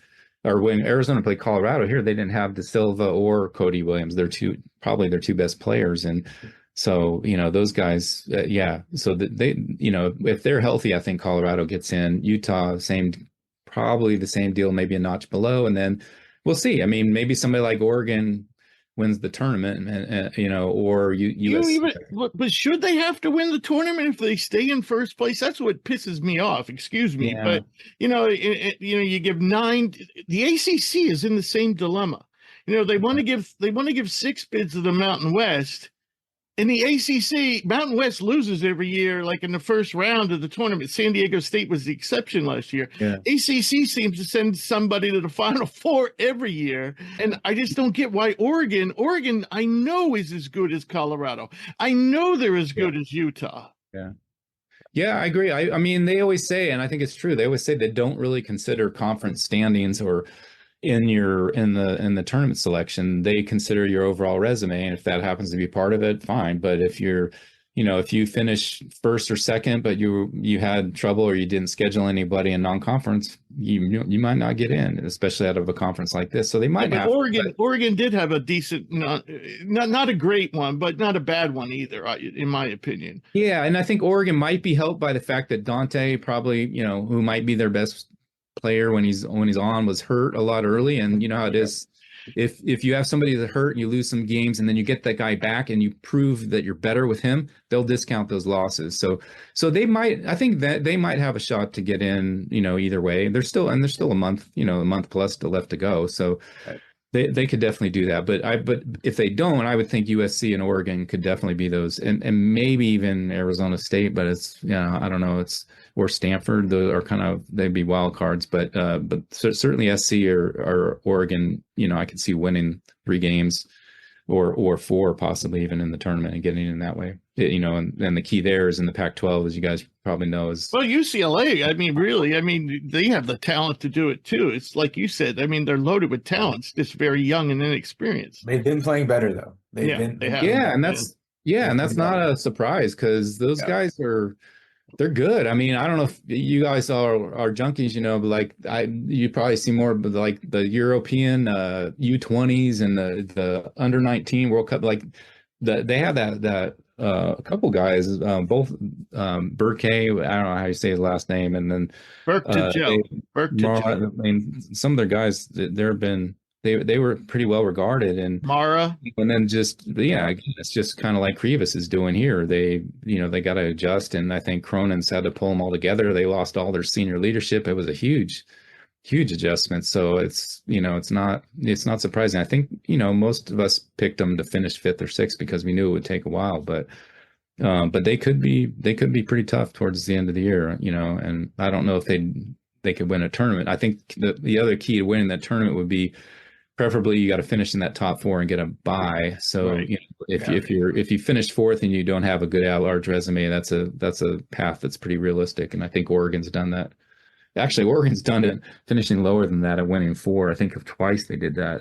And then Colorado also did it. They did it that one year with Peyton Pritchard.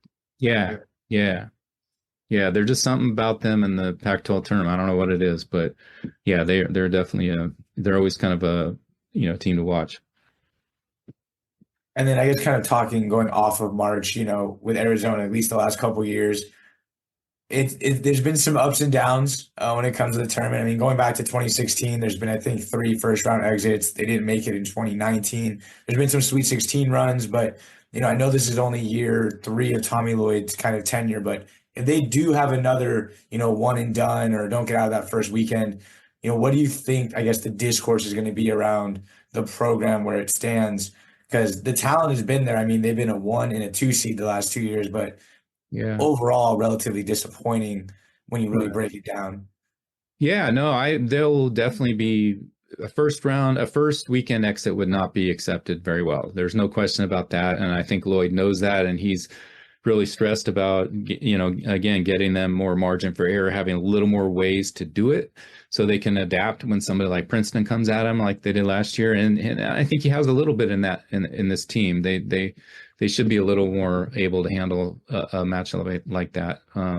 You know, I think, and the other thing is, I think part of his problem is, honestly, and it's not really a problem, but like they're undefeated in November under Lloyd, and they've had big wins every November. So you get to November, you get to the end of November, and and this is a program where it's the biggest thing in town, and you have alumni all over the country, especially even there in the Bay Area, where a lot of these Arizona fans grew up in the Lute Olson era, and they expect that they're going to at least get to the Sweet 16. So when you don't, it's hard and not very well accepted. So we'll see. But I think, so what I'm saying is that, yeah, he tends, because they do so well early, they raise expectations and people think they're a Final Four team. Because I think if you go back to May or certainly the end of April, Tommy Lloyd went into May last year. He had 6 guys on the roster and nobody knew who he knew he was going to get Reeves, I think, and Paulius Morauskas, who a freshman forward. But other than that, nobody really knew. And then even in September, October, it's like, okay, this could be maybe it's a Sweet 16 team. And then all of a sudden they beat Duke and they beat Michigan State on a neutral court, and they're 8-0 and they're killing Wisconsin at home and they're ranked number 1. And it was like, of course, they're a Final Four team, right? I think that's part of the problem. So now are they reverting to what they are, or could they still be that team?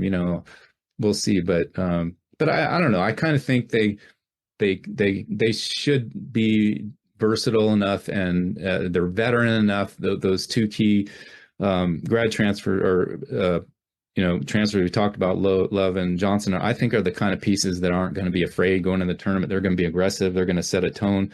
So I think this team can get at least to the second weekend, and maybe, who knows, and then depending on the matchups and health and all that other kind of stuff, it could be a Final Four team. And the really interesting thing about that is for a reason. Yeah, and the interesting thing about the Final Four is if they happen to get there, it's 2 hours up the road in Glendale. Yeah. Bruce, last question. I wanted to get your thoughts on the Pac-12 disbanding and Arizona moving to the Big 12, how that affects your life and just your general thoughts on it. Well, I mean, the thing is, I mean, I ask everybody the same question, and I haven't heard one person that's said anything that they're happy about this. Like other schools, other people at Arizona, fans, other opposing fans, nobody's happy about it. I think deep down, the basketball program, Tommy Lloyd probably is looking forward to going to the Big 12 because it's a better basketball conference and there's better facilities they're playing at. They get on ESPN more.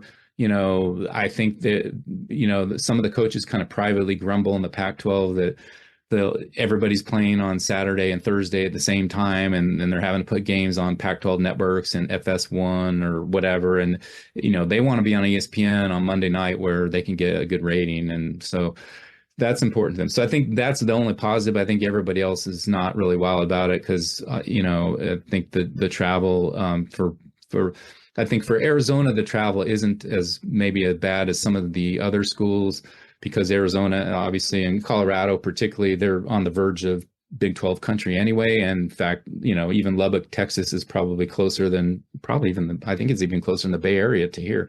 I always tell people that, I'm spoiled. I get to travel everywhere with this team, and the Pac-12 is like a country club of conferences. I mean, every trip is a great trip if you have time to do stuff, and usually you don't anyway, but they're just pleasant places to visit. I mean, they're world-class cities: Seattle, San Francisco, Los Angeles, and then winter sports, there's great in Colorado and Utah, and they're beautiful places. Boulder's a really cool town. Even people rag on Pullman. Like, I think Pullman's really cool, and there's like the rolling hills out there. They call it the Palouse. It kind of brings you back in time a little bit. I mean, and people say, like, you're not going to miss Pullman, are you? I'm thinking, yeah, I am actually, and especially if you compare, I don't know, maybe some of these Big 12 schools are really cool, but some of the places I've been to don't seem any nicer. Ames and Norman, Oklahoma, Manhattan, they're all flat. They're nothing but cornfields. So yeah, I mean, it's really nice. So it's sad on a number of levels. And I think, I think Tara Vanderveer of Stanford, the legendary women's coach, she was talking about, she's sad about, because they literally have the best women's college basketball conference in the country. It's not even close. And they're breaking it up because TV and football. So like it's football, right? Yeah, and TV behind that. So it's like a lot of frustration all the way around. But again, I think for Arizona and the in Colorado, maybe ASU too, it's not too big a deal for basketball to move to the Big 12. But I think it's going to be really hard for UCLA, USC, Oregon, and Washington going to the Big 12. And then the weirdest one, of course, is Stanford and Cal going to the ACC. It makes no sense to anybody. I have never talked to anybody who can make any sense of it other than those two schools were just super desperate, and that was the only place they could go. They didn't want to go to the Big 12 because of I think they felt it was a better academic fit, but geographically, it's obviously absurd. And so, and I grew up in the Bay Area as well, and I'm just like, I just can't imagine that, in fact, it's just strange. So I think there is some thought that, and I think this is Oregon State and Washington State have held on to the name, and they're gonna be affiliated with the WCC next season. And I think their strategy and their hope is that football does its own thing, goes away, it makes their own super conferences, and everybody else comes back, and then maybe they can get, in basketball, and then have a rebranded pack whatever it is at that point. And I think a lot of people privately are hoping for that, but we'll see. I think most basketball people are. We want to see geographic rivalries. We don't want to lose rivalries, and we don't want to see unnecessary burdens put on students. Especially students at Cal and Stanford, it's absurd. And football needs to do its own thing, and do your own thing. I could care less. Basketball is where it's at. Yeah, I mean, in fact, the Big 12 football schedule came out today, and I was looking at Arizona's, and it's not too bad. I think they have a trip to Central Florida. But then they have trips to Dallas, TCU, whatever, a couple of road trips. But you think about it, it's only 5 games they're traveling for anyway. It's everybody else that's going to be impacted. And particularly in the ACC, I guess they're going to double up. But I mean, what are you going to do? Send Stanford to play, one game and then send them back to play another? Or, are they going to make Arizona go to Morgantown and then the next week go back to Central Florida? Are they going to combine that, or Boston College or Miami? Jesus, what trip? Yeah. There's a lot of people aren't really sure how they're going to do that, and it's just. Yeah, in fact, one point of what you made there is, I don't know if you saw, but Bill Walton, who does a lot of Pac-12 games and obviously is an unabashed Pac-12 supporter, he wrote a letter to the UC Regents, University of California, and one of his arguments was, the class time that those students, and this was just UCLA at the time, and and that he was talking about the missed class time that they would have, and climate change. And he's like, why would you, we're encouraging all this fossil fuel burn by having charter flights go back and forth across the country, which isn't necessary. So, but that didn't win out. So they're going to do it, and we'll see how long it's going to last, or maybe that's just the way it is. We'll see. We shall see. I'm hoping that people like you, me, and Bill and Drew, most of the smart people I know are against it. It's It just it just doesn't, it doesn't make a lot of sense. It's greedy. I think the key was really, I think, from what I heard, the key was that not USC and UCLA was a big blow, and they were obviously trying to figure that out, but they were going to stick with it until, I think, even after Colorado left, they were thinking, and then once Oregon and Washington left, they had to go. And that's why, I don't think Arizona wanted to go. Maybe Tom Lloyd did. I don't know, but he won't really get into that. But I think, I think Arizona, ASU, the Arizona Board of Regents, I don't think these people wanted to be, they didn't want to leave the Pac-12. They like being associated with Stanford, Cal, UW, and all these really good schools. And they recruit students up and down the West Coast. It helps their admissions, all that kind of stuff. They're going to lose all that now, and I don't think they're happy about it, but they literally felt like they didn't have a choice. Right. All right, Bruce. Well, I really appreciate you coming back on the show. Maybe instead of waiting a whole year, maybe we'll see what your schedule's like around March Madness, and we can check in with you then. If you folks want to read what Bruce writes for the Arizona Daily. You can go to Tucson.com, right? That's where all your stuff's at. Yep. And of course, and he covers Arizona Wildcats specifically for Tucson.com. Bruce, thank you so much for being on the show. Thank you, Bruce. Right. Thanks for having me, guys. Appreciate it. Appreciate it. All right. It was great talking to Bruce. Bruce is with us at least once a year. And good conversation, huh? Great conversation. All right. So now we're going to move on to stock report. And, who's on our who's hot list is somebody we just got done talking to Bruce about in depth, and that's Caleb Love. I don't know. I made my feelings clear when talking to Bruce. I'm buying Caleb Love. I was down on him last year because I didn't know what was going on behind the scenes. I didn't know why he was, acting like a crazy man and shooting the most craziest shots. But now it makes more sense to me. He's playing much better with Arizona. His numbers are terrific. I just want to look, one of the things I had held against Caleb is he had never really, for a season, ever been ultra efficient. So 3 years with North Carolina, the best he ever shot from the field was actually last year at 38%.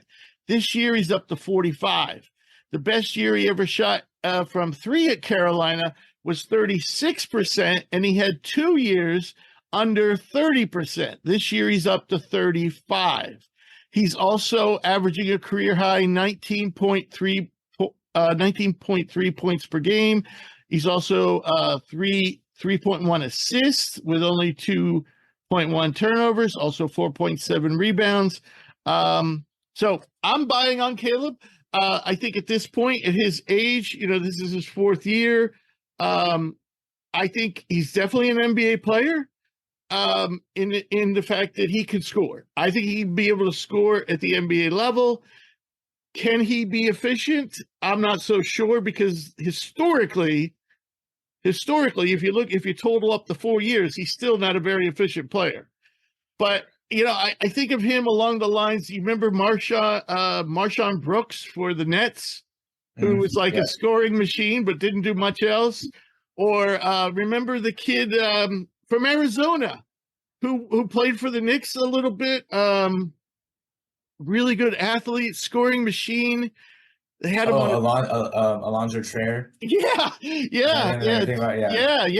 then I also think of Cam Johnson from LSU. I think of all these guys who are kind of walking buckets. So does this career go the Brooks path, the Alonzo Trier path, or the Cam Johnson path? Who knows? But I think he's going to get a good shot. And I think he can score in the NBA. What's going to be the deciding factor is, does he shoot 30%? From deep, or does he shoot closer to 40? Does he shoot, 35% to the field, or does he shoot 45% to the field? So how about your thoughts? Yeah, I think that this is a prime example of a guy that if you have a second round pick, like in the 40s, I think you take a shot on it. I think you look at the production and you go, okay, I know that, Bruce made the comment that, 6'4" scoring guards are kind of a dime a dozen, but 6'4" scoring guards who've been to a national championship, dropped 40 in a college game on 70% shooting against a solid Oregon team. You want to talk about a team that might get screwed when it comes to tournament time? Oregon could be in that situation. Right. But I think this is the type of guy you take a shot on. Do you go spend a first round pick on him? You don't.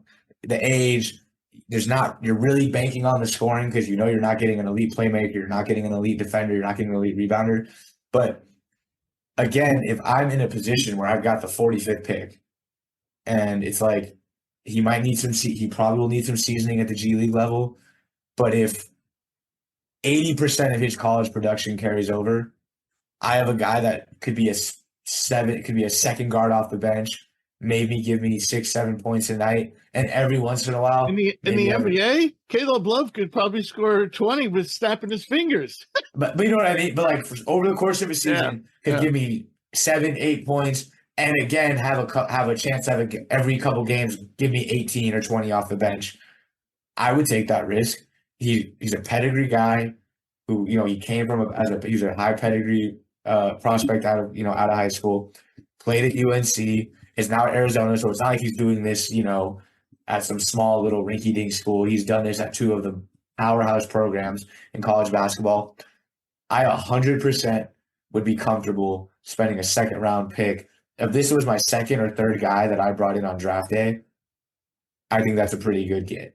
Yep. Is there any guarantee he works? Yeah, No. You know what it reminds me of too is what the Cavs did with Amoni Bates. Sure. And this is a guy with an actual resume, though. This is a guy with actual high-level production. Yeah. And it's like, let's not forget, Charlotte spent the 7th overall pick on James Bouknight, who is supposed to be a scoring, dynamic scorer. Yeah, well, I was in on that camp. Yeah. I like Bouknight. But like 7th overall pick. Now, again, I know age matters. Yeah, I don't know if we had him that high. But yeah. But if you're willing to tell me that if James Bouknight was worth a top 10 pick, a top 8 pick, top 7 pick, that Caleb Love isn't worth the 40th pick. Exactly. The 45th pick.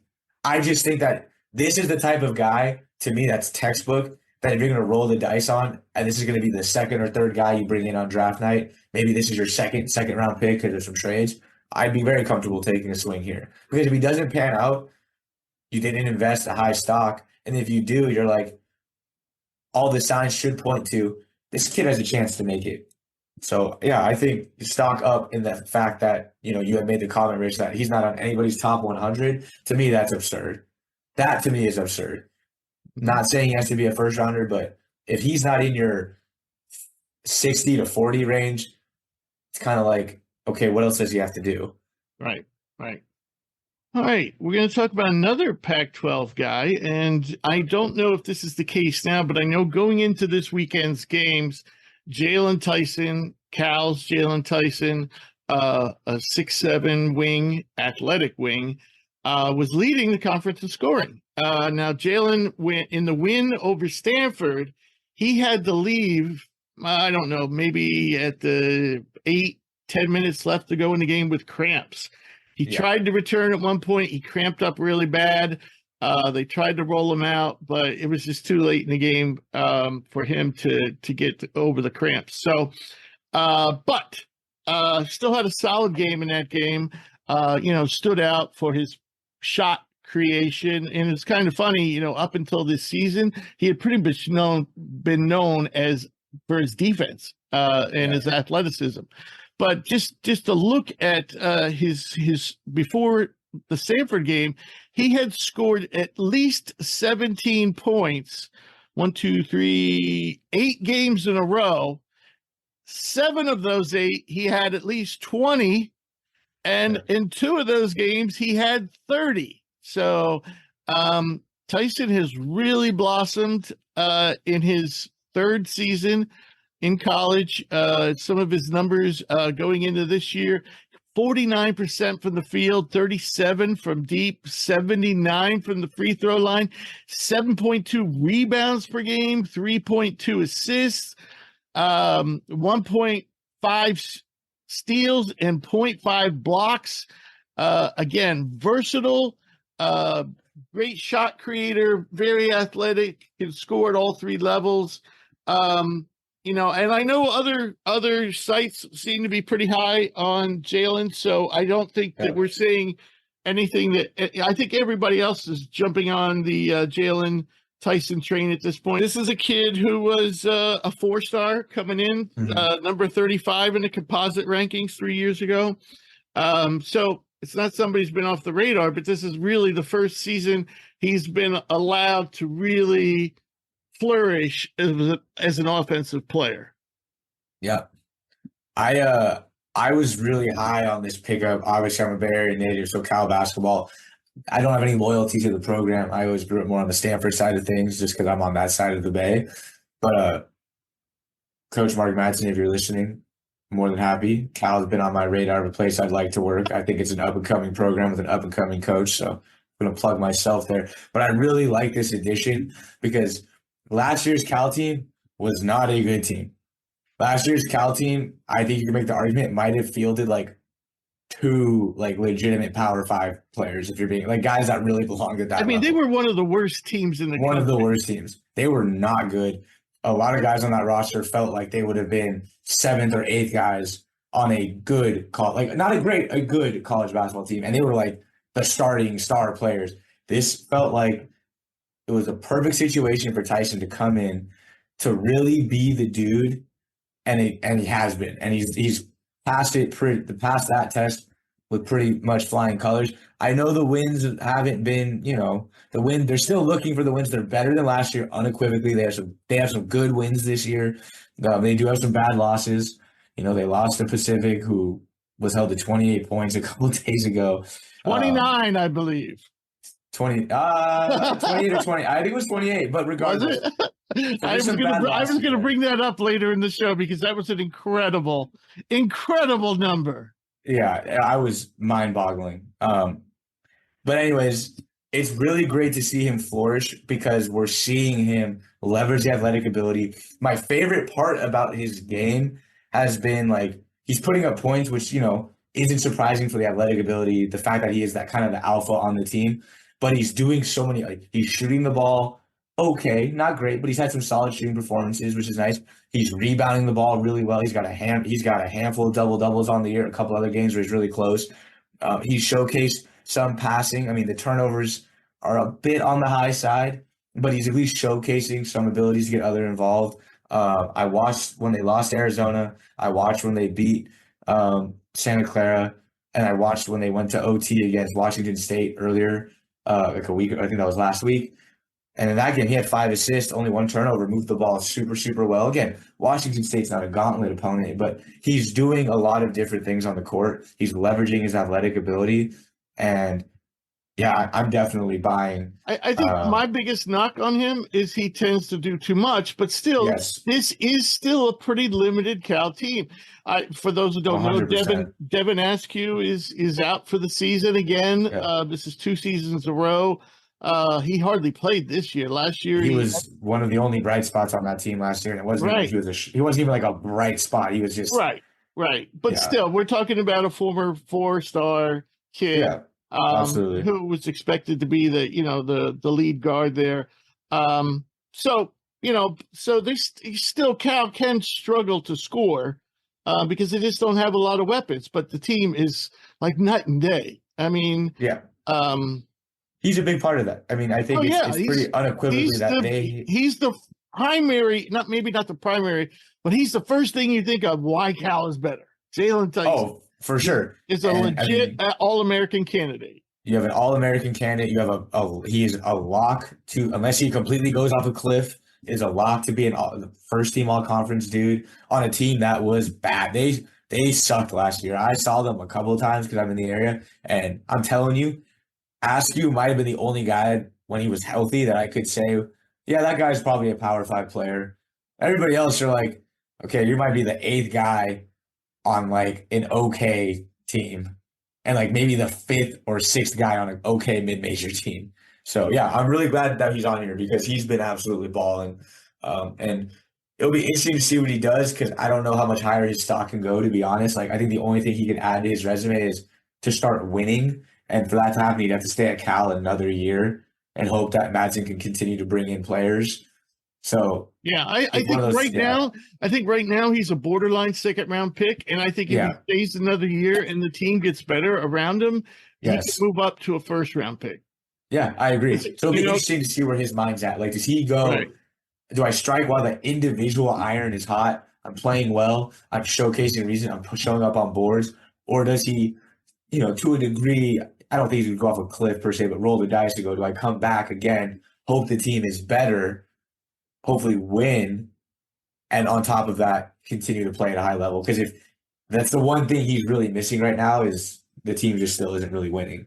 But it's not any fault of his own. He's literally giving you almost 20. He's giving you 20 and 7 a night. Right. And at least they are winning some games. I mean, we would have said last year it would have been a no-brainer that Stanford would beat Cal. And I think even this, going into Friday night's game, Caleb and I both picked Stanford, even though it was at Berkeley. So, which I think with and Carlisle. it was a great game. Came down to the end, and so yeah. All right. So next guy on our list is one of the reasons why I really like Kentucky has a great shot at winning the national championship, and that's their shooting guard Antonio Reeves. I think with all these young guys, Antonio Reeves and Trey Mitchell, they're not just veteran presence, but they're reliable veterans. Yes. And I think one of the things with Reeves is I think he kind of had the chucker reputation. And last year he tested the draft waters. He wasn't invited to the NBA combine. He went to the G League combine, but he didn't get invited to the NBA combine. So he came back for another year. By the way, he tested athletically solidly. He's above average athlete, but on a team that has a ton of scores. I mean, he scored over 14 and 3, 6, 9 straight games. And in there he has 1, 2, 3, 4, 5 20-point efforts, 1 30-point effort. Most recently, he scored 24 against Arkansas. But it's not just his scoring, for me. I mean, this is a guard with really nice size. He's shooting over 50% from the floor, over 43% from deep, over 87% from the free throw line, chipping in 4.4 rebounds, 1.5 assists. His defensive numbers are not something to write home about, 0.6 steals, 0.3 blocks. And that's probably one area that might hurt him. But I don't think anyone's ever thought of Antonio Reeves as being a stopper. But I think he's definitely a scorer. And this year he's averaging 19.5 points per game on a team where any given night, a couple of other guys could put up 20. Yeah. No, I mean, I agree. Like, this is the type of guy that you can bank on. Like, when we talk about, and Rich and I, we've made these comments a lot over the 2.5 years, 3 years we were doing the podcast. We're always have those kind of Kentucky reservations. Can the young guys string together 6, 7 really high level wins, in a tournament setting? And a guy like Antonio Reeves, the way he's playing right now, he buys you, in my opinion, a game. He buys you a game somewhere along that stretch where, man, Shepard doesn't have it, or somebody doesn't have it, Dillingham doesn't have it, and Reeves can go, I got it, fellas. I can get us 23 tonight and get us over the hump, and hopefully a Shepard or a Dillingham can get back to form. And then from an NBA standpoint, like, you look at the production, you're like, this is a similar to like a Caleb Love situation where I think Reeves is I'm not mistaken, I've seen him high. He's been higher on boards for people. But still, like, a guy that, like, I get he's a senior, but he has better size, 2 inches taller than Love, or he's listed as 2 inches taller than Love. And I think he just gives you more. He's close to 6'5" without shoes. Yeah. I think overall he gives you a scoring punch and just gives you just a little bit more as a rebounder, as a defender, as an efficient player. He's the reigning 6th man of the year in the conference. So he's obviously stepping into the bigger role, but it kind of shows you an ability to play in a different role. Like, he for an NBA feature, it's like, okay, this guy could be a second unit spark plug. Like, I'm seeing him now be the guy, but I also know in his, resume, his history as a player, he's able to kind of play into that second unit role and have success there. And I mean, I think he has a legitimate case right now, especially if Kentucky keeps it going and makes a run, to be the player of the year in the SEC, which has a really good player of the year race kind of brewing. There's probably eight guys in that conference right now that all could maybe make a claim for it. And right now, I think Reeves and Dalton from Kentucky would be or Tennessee would be my 2 leaders in that. Yeah. But again, this is a guy, I think it's another, to me, obvious buy, because people are going to look at the age. And, if Kentucky does have a flame out, they might look at that. But I'm like, what more do you want from a 6'6" wing, 6'6" guard? Like, what? Well, defensively, I think, like, he's definitely not as good a defender as Tyson. And, the two guys, compared to the 2 guys we talked to before, I don't even think he's as good a defender as Love. But, you know, in terms of scoring, of all the three guys we just got done talking about, he's the most efficient.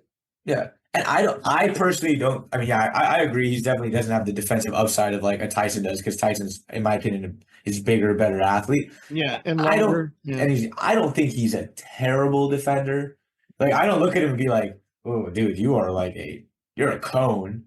Like, I just think like this is a team where it's like they ask him to score, and he's doing that. And I think he has the attributes to be a serviceable defender. And to be honest, in the NBA, every year I get a little bit less and less like, how much does that really matter? Because they don't play defense in the league anyways. If he can fill it up off the bench and just be a really solid second unit kind of scoring guard, first guard off the bench, give you some points at 6'6", they'll figure it out defensively, because it's the NBA where defense is literally optional at this point. Right, right. You know, one time my coach called me a cone, and I mouthed back. I got upset, and I said, yeah, how many cones do you know can smoke and run up and down the court?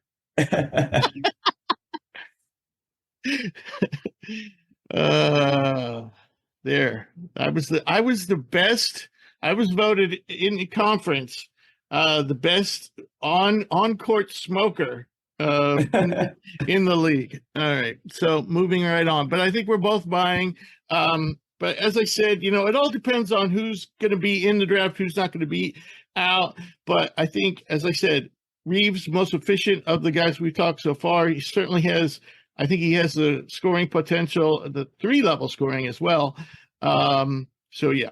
All right. So we're going to talk about another bucket getter, and that's AJ Storr of Wisconsin. And this guy's only a sophomore, and I'm still, you know, when Rick Pitino cleaned house, this was the one guy I'm like, what are you doing? Why are you getting rid of this guy? This guy is a walking bucket. You know, he's 6'6", 220 years old, and he is the main reason Wisconsin is no longer winning games 55-50. The 50, yeah. Because this guy can give you 20 any night. Now, he's not, Wisconsin still plays at a slower pace than most teams. But if you look at Storr's, I don't know, go back about 10 games. Let's see, I'm going to go back. He scored at least 15. Actually, he scored at least 14 in 3, 6, 9 games. So 8 of 9 games. The only one exception was 10. But in there, he also had 29, and he had 28 most recently this past weekend against Michigan State on 9 of 17 shooting, 3 of 8 from deep, 7 of 8 from the free throw line. Is AJ Storr ready for the NBA? Last year he was not well. Actually, I didn't realize he was this efficient last year. He was really darn efficient last year too. So 2 years he's shooting 44% from the floor, only 32% from deep. But last year he shot 40% from deep. But this year he's up to 84 from the free throw line when he's at 75 last year, and he's improved most of his other numbers. One of the reasons why is he went from 21 minutes a game last year to 27 this year. So he's chipping in 3.5 rebounds, 1 assist per game, 0.5 steals, 0.1 blocks. Again, this is a guy not known for his defense, and he's also averaging more turnovers per game and assists. Basically, he's a little bit of a black hole when you give him the ball. Yeah. But I was really impressed. I don't think he's ready for the NBA. But I was really impressed that he went from that havoc, what was theoretically supposed to be a havoc type press, run and gun St. John's team. That's what Mike, why am I forgetting St. John's coach's name? Mike, anyway, St. John's coach, he believed in pressing and running and gunning. And so what's he do? You think this is a guy, Storr, who really, you knew he was a bucket getter. So you figured he'd go somewhere where he could be the guy. And he goes to Wisconsin. And to me, that was impressive. You go from you go to a program that's very structured and runs a slower paced offense, and you can't expect to be the guy at Wisconsin because they usually don't have a guy. They usually, everybody chips in. Everybody's they literally grind you into the ground, and everyone chips in 7 or 8 points. Right. 8, 10, 12, But yeah, he's putting in close to 16 points per game, and so he's the offensive spark plug. But it's opened it up for everybody else too. So Wisconsin has a lot of weapons this year, and Storr is the most impressive in terms of being able to get his own shot. Yeah, I haven't watched a lot of Wisconsin outside. I think I only have seen them once this year when they got kind of slapped around by Arizona earlier in the year. I think that's the only time I've seen them. So I'll definitely defer here, but I mean, all the numbers you read off, Rich, you can't really deny the production, and you can't deny that Wisconsin is winning games and one of the better teams in the country because they have a guy. This is the type of guy that any team that wants to play Wisconsin, Houston, Tennessee basketball, you need a guy like this. You need a guy, if you want to play in those low, grinded out games, you need at least one guy who's a bucket because they help leverage those off-scoring nights, knowing you have a guy who can go get you one. And that's what AJ's doing. It sounds like, again, haven't really seen him play, so don't have too much to add. Okay. All right. So, in terms of stock, I'm making long-term investment here. I don't think he's ready for the NBA. I don't think he would probably be drafted this year, but I think if he stays the course, that he, has a shot at being, I think second round pick probably, unless somehow he really improves on the defensive end and starts contributing in other ways. But just being a bucket getter is usually good enough to get you a shot in the NBA. Yeah, right. And we've talked about multiple bucket getters today. All right, so now we'll move on to who's cold.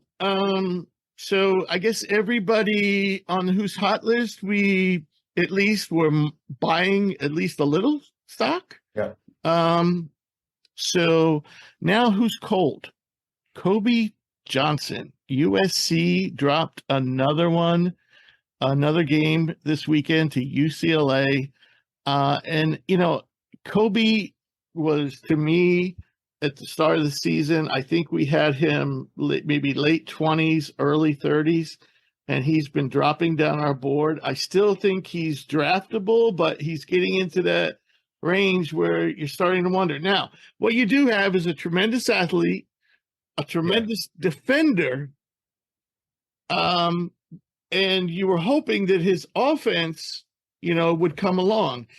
Now, when they lost Collier and Boogie Ellis, who's the guy you're thinking is going to step up? It's got to be Kobe Johnson, but it hasn't. Wrong. I mean, he hasn't been doing horribly, but, he hasn't scored more than 13 points in 5 straight games. And he's had some pretty crappy shooting, like 6 of 17 against Arizona State. He's been over 20 one time this year. I remember it was against Stanford. I remember that game. And one thing, I just don't see him doing much more than just spotting up. It's spot up or cuts, and not a lot of cuts this year. I don't know if you remember last year, he used to have some impressive dunks, when defenders would fall asleep and he would just run that baseline and catch a lob, and man, he'd really throw it down. I don't see a lot of that this year, but though I'm watching USC less and less of late. Now, some of his numbers have gone up, like his points per game up to 11.4. But a lot of his numbers are going down. Like he's not rebounding as much. His assists are up. Steals have dropped a little. Turnovers are up, though. Yeah, turnovers are up. But what I'm really concerned about is the shooting splits. 38% from the floor, 29 from deep, 75 from the free throw line. So in our last survey, I'm just trying to see where everybody else had him. Of course, now our ranking goes into this survey. people had him pretty high, if I remember correctly. Yeah, Kobe Johnson his composite in the composite rankings, 26th. 26. That means first round pick. I don't know if Kobe Johnson is a first round pick at this point. I think Kobe Johnson stay around and work on his offensive game because, USC really is Boogie Ellis or nothing. I mean, when Collier was there, he was adding some, but it was kind of like everybody stands around and watches Collier do his thing. So now Boogie just came back and he had a really bad game against UCLA. So maybe as a team, they'll turn that around.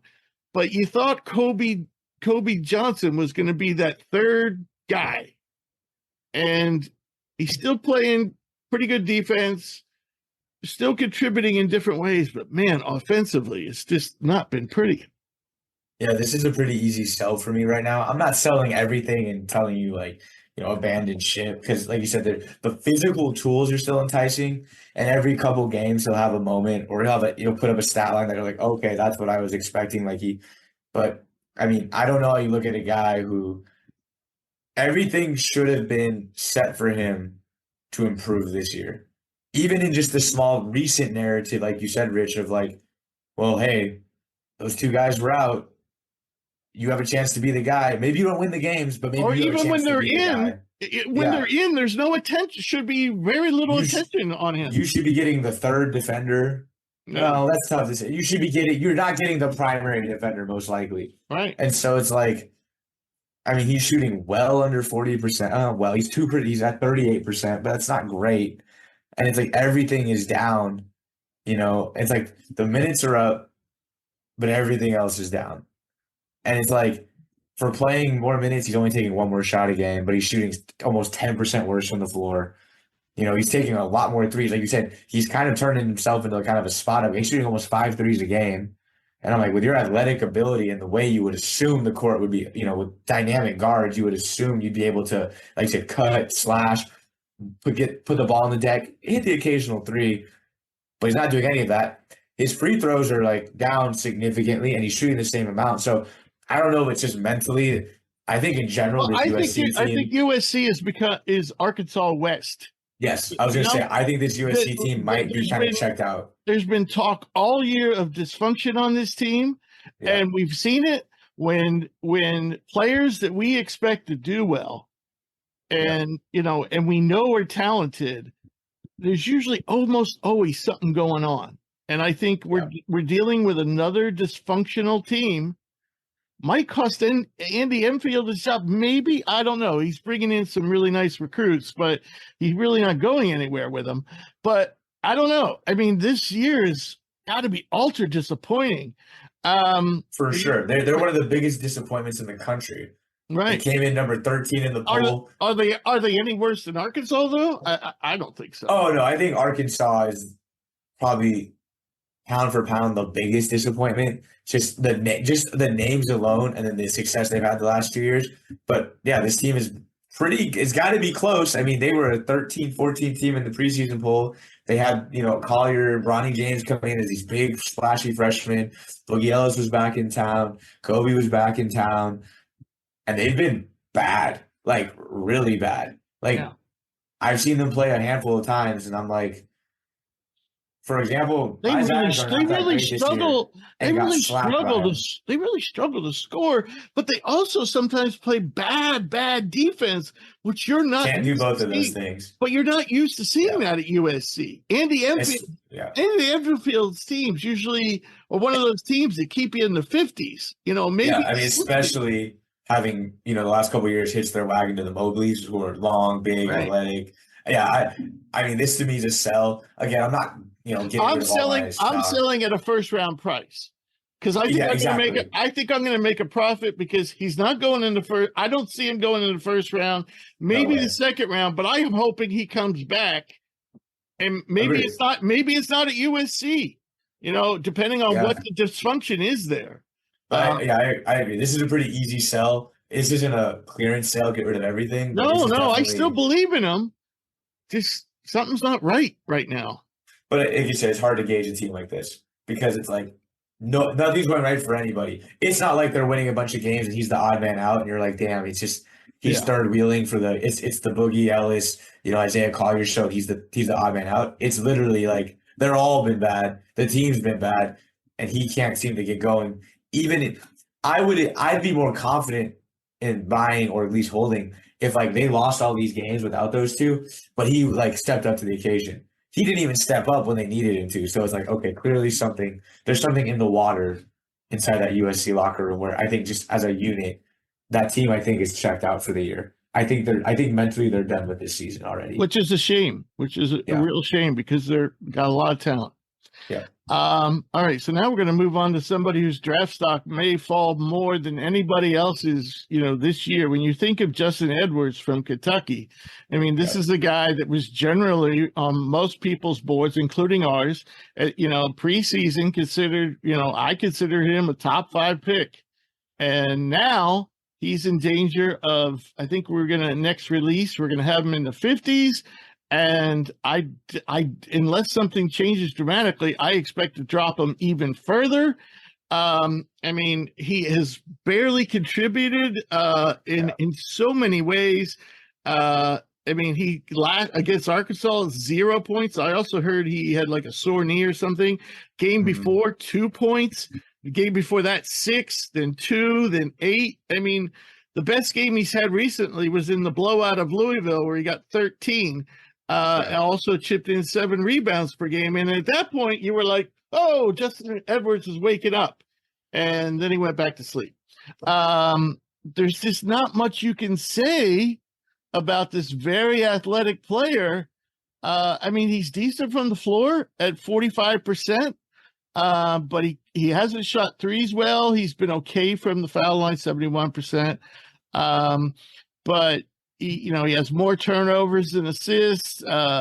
He's been playing 22 minutes per game, averaging less than a steal per game, averaging less than a block, averaging less than one across the board in assists, steals, and blocks. He's all under 1. So I just haven't seen it from Justin Edwards. Now, maybe this is just a squeeze thing, where there isn't, it's just too many other players. But I mean, he's clearly the other freshmen are doing well. And this team needs like a backup power forward, because they have Trey Mitchell and Edwards are really well. Thiero too could be used as a power forward, but Trey Mitchell for a lot of the season was playing center, so they were using Edwards, at one of the forward spots. Then Thiero got hurt, so it's not like he hasn't had the opportunity. Like I said, 22 minutes per game, and you can watch a Kentucky game and never hear his name. Yeah, I think this is a Damian Collins 2.0 kind of situation. Wow. Well, okay. Not so far as to say where I don't think he can right the ship. Like I think Damian Collins, I think more from the standpoint of I don't think Kentucky's a good fit for him. From this notion of they're trying to win. Calipari's always trying to win. And when you tie your ship to when you tie up to the Kentucky bandwagon or the Kentucky wagon, you got to understand that there are 4 or 5 other guys coming with you, and there's probably 2 or 3 guys already there. Aaron Bradshaw, you had Rob Dillingham, Reed Shepherd, DJ Wagner, were all coming with you. On top of having guys like a Trey Mitchell and Antonio Reeves, all these guys already there in the wings. Now, I know positionally they're all kind of different positions, but when you're trying to win games and do right by the collective, it's not – Calipari's not going to sit there and cater to you when you see how good, Reed Shepherd's been off the rip, and you see how good Antonio's been, and you see DJ Wagner's been okay. And I just think – I say Damian not because I think he's going to go down. He can still right the ship and not go down that path because the athleticism's there. The raw upside is there. But, I mean, we said the same thing about Damian Collins to a degree. Like, all the raw things are there. So this is a tentative buy for me. For the sake of his basketball career, I hope he comes back. Tentative buy. Wow. Because it's it's really hard for me to sell on a guy that, we viewed so highly over an 18-game sample size when there have been moments. Like, I think of like a Terrence Arsenault, where it's like there were never really any moments, and we were really just hoping on potential, and there were Right. never really any moments. There were at least moments here where he did some things well.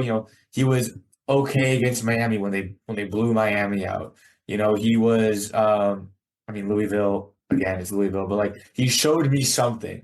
So I'm willing to put some stock into it, hoping that this is more of the Calipari, just the roster working itself out, because 5 super freshmen all went to one place that already had a couple players already there, and he's just the odd man out. I'm not saying he needs to transfer or whatever, but I think he needs to look in the mirror and go, if I come back and reassert myself Well, as a sophomore, with Trey Mitchell having to graduate, he could be this year's Trey Mitchell.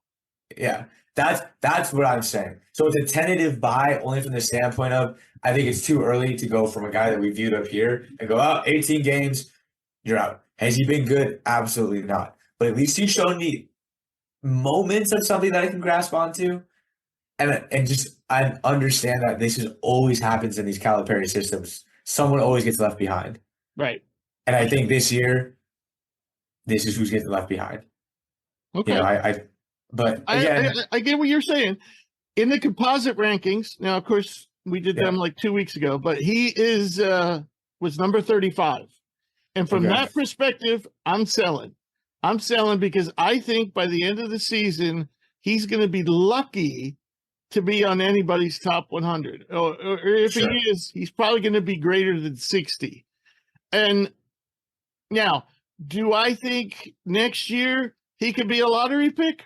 Perhaps, but he's going to have to show a lot of improvement. I mean, the best thing he's done this year really is rebound and show some ability to score inside, like on putbacks and cuts. That's just not a first round pick, Agreed. So has he shown some ability to shoot from all 3 areas or score from all 3 areas?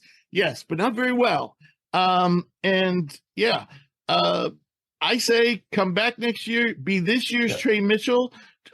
Even if it's a loaded squad, look how Trey Mitchell's doing. That's what I'm saying. That's what I'm saying, like long-term buy. Kind of how we said with AJ Storr, like a long-term comeback next year. And at the end of the day, this is a long-term buy, and that hopefully this time next year we're having a conversation going, hey, Justin Edwards is the best way to put it, this year's Trey Mitchell, and kind of figured it out. It just took him a little bit longer because – and this is where I don't envy Calipari's situation. You bring in 5 super freshmen on top of having a few guys already in the wings. It's like somebody's getting left behind. Somebody has to underperform because not all of these guys can average 18 and 8 a game. It's just not statistically possible. So it's like Justin Edwards is the guy this year that kind of got left behind. I believe that if he comes back, he has a shot to right the ship long-term by hoping that this time next year we're saying, there's the guy that we thought could have been a top 15 pick.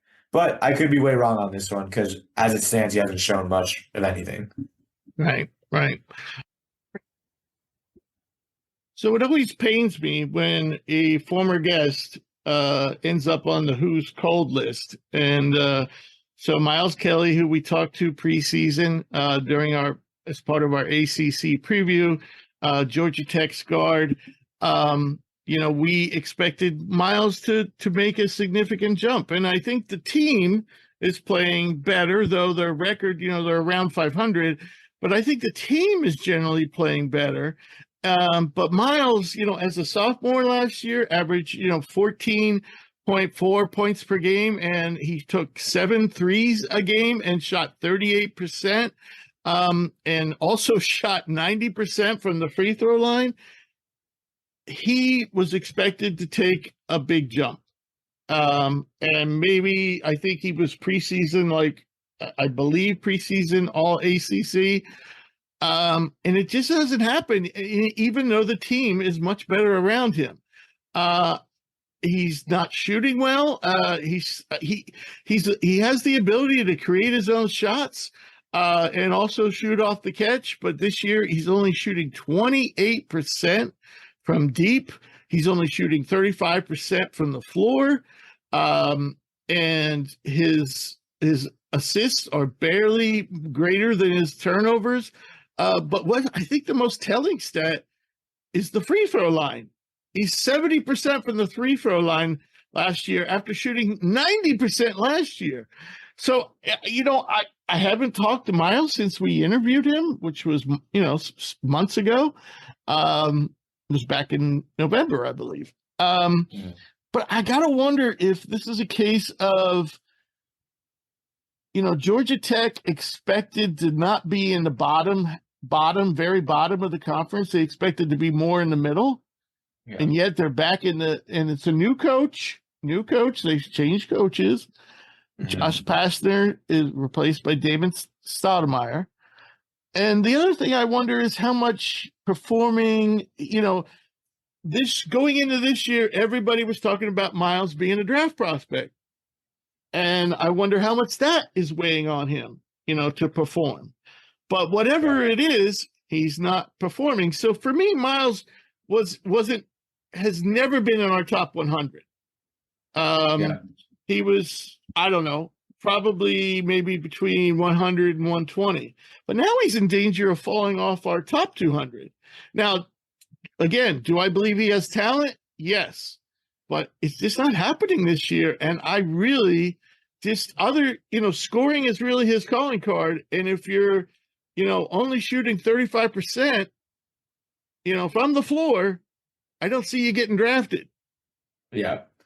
I don't even know if I've seen Georgia Tech play this year. I might have watched them early on when they played Cincinnati, like back in November, and they got crushed by Cincinnati. Georgia Tech had some nice wins this year. Yeah, no, I'm looking at it right now because I couldn't remember seeing this team play, but they beat Mississippi State when they were ranked pretty handily. They beat Duke. They beat Clemson in that double overtime game. Sandwiched in between that Clemson game, though, was a lot of losses. But they battled, though. They've battled in a lot of these games. Mm-hmm. For the most part, they've been really competitive. Outside of that, the Virginia Tech gave them a decent loss. But, yeah, I wasn't super familiar with Miles coming into this. Obviously, I wasn't on that episode, but I went back and listened to the episode and did a little bit of homework. But it's like really, really telling when I see a guy who just kind of statistically is kind of pressure was now applied, and he kind of, to be honest, kind of catered under it, or like caved under it. Like this is really bad efficiency. Like you can't be a wing kind of guard hybrid shooting under 70% from the free throw line. And I've seen him miss open shots too this year. Yeah. Obviously when we interview a player, I try to follow them as much as possible. Yeah. And so, if time permitting, even though Georgia Tech's not doing great this year, I've watched. And a lot of times he's had the looks, just hadn't knocked it down. Yeah, these are big drop-offs. From 41 to 35, from 38 to 28, from 90 to 75 or 70 flat. These are big drop-offs. And we're in a 20-game sample size, and his minutes are – this is a very nitpicky, but his minutes have actually digressed this year by 0.3. I know, but I'm just saying, like, right. Seriously, you're technically, from a technicality standpoint, you are playing less and you are significantly dropping in efficiency categories where at a minimum they should have stayed relatively the same because you're playing the exact same amount of minutes. And they have gone off cliffs. If you really think about it in a lot of these categories, we're talking about 10% worse from three on less volume, 10% worse from the free, or more than 10% worse from the free throw line, but his volume has increased there. So, yeah, I wasn't very familiar. So I'm not going to say that I, saw this coming or didn't see this coming. But from what I'm seeing, and I think having only seen them play once, I would sell Miles Kelly stock because I'm not impressed by what I'm hearing you say and what I'm seeing from his stats. Looking at the Real GM and ESPN, nothing here really stands out and does it for me. That there's nothing here that I can go, okay, but that could transfer. If he was still shooting 39% from three, I'd be like, okay, hey, he's still shooting from three. Everything else, maybe he's just having a bad year. But I'm like, okay, everything can't be down. Everything can't be down. Right. I guess, in terms of draft stock, I know ESPN had him in their top 100 for a while. not there anymore. The Athletic, last time when I looked, had him still in their top 100, like at 90, but that hadn't been updated in a while. So I wouldn't be surprised when they release their new top 100, whenever that happens, that he won't be on there. So basically, his draft stock is going to be 0. So at this point, I might as well hold. No one's buying, no one's going to buy it, so I'm going to hold it. Now, as I said, I never had Miles in our top 100. He is a junior. He's still, relatively young. Just turned 21. So I think he has to come back another year. It could be that Georgia Tech, their star freshman has been a force. I don't know a force, but he's been a good contributor in the paint, lobs and post scoring. And I think, maybe he just needs somebody else to really, because there's not really anybody else on that team who is a really proven scorer. They're more like all around players, their point guards are more pass first guys. Some of the other guys they brought in are more like defenders, all around contributors. So maybe with somebody else to play off of, it might take some pressure off of him. But I don't see him coming out. I see him staying in, and who knows? I project, that Miles at best will be a second round pick. But I still don't believe it's out of the realm. So I'm going to hold. Fair. But I didn't have a lot to begin with. But no one's buying. No one's buying. I'm not buying. All right. So that wraps up our stock report. And now we're going to move on to our picks of the week. And I may have had my all-time worst week last week. I went 11-14. Caleb did the opposite, 14-11. Now, we had a lot of games where we totally differed. And he was more right than I. And now I've been hoping, last year after, flirting with the 70% mark, I'll be lucky to finish the season at the 60% mark. We are all, if you round up, Caleb's at 56%, you're at 55, I'm at 57, and Cam's at 58. And Cam, I love you, Cam, but Cam doesn't count. Yeah, I was going to say, I don't think Cam has enough games under his belt to qualify. So, all right, so here we go. This is Tuesday's games. Some of these are transpiring right now, but we don't know the scores. And so we got 5 games tonight, starting off with South Carolina at Tennessee. Caleb put his picks in. Good. He's picking Tennessee. Yeah, I'm going to go with Tennessee. I had this team in the Final Four, spoke glowingly about Dalton Knecht's play, and I think this is a Tennessee team that's kind of figured out how to win games outside of just holding teams to 50. So I'm going to take Tennessee.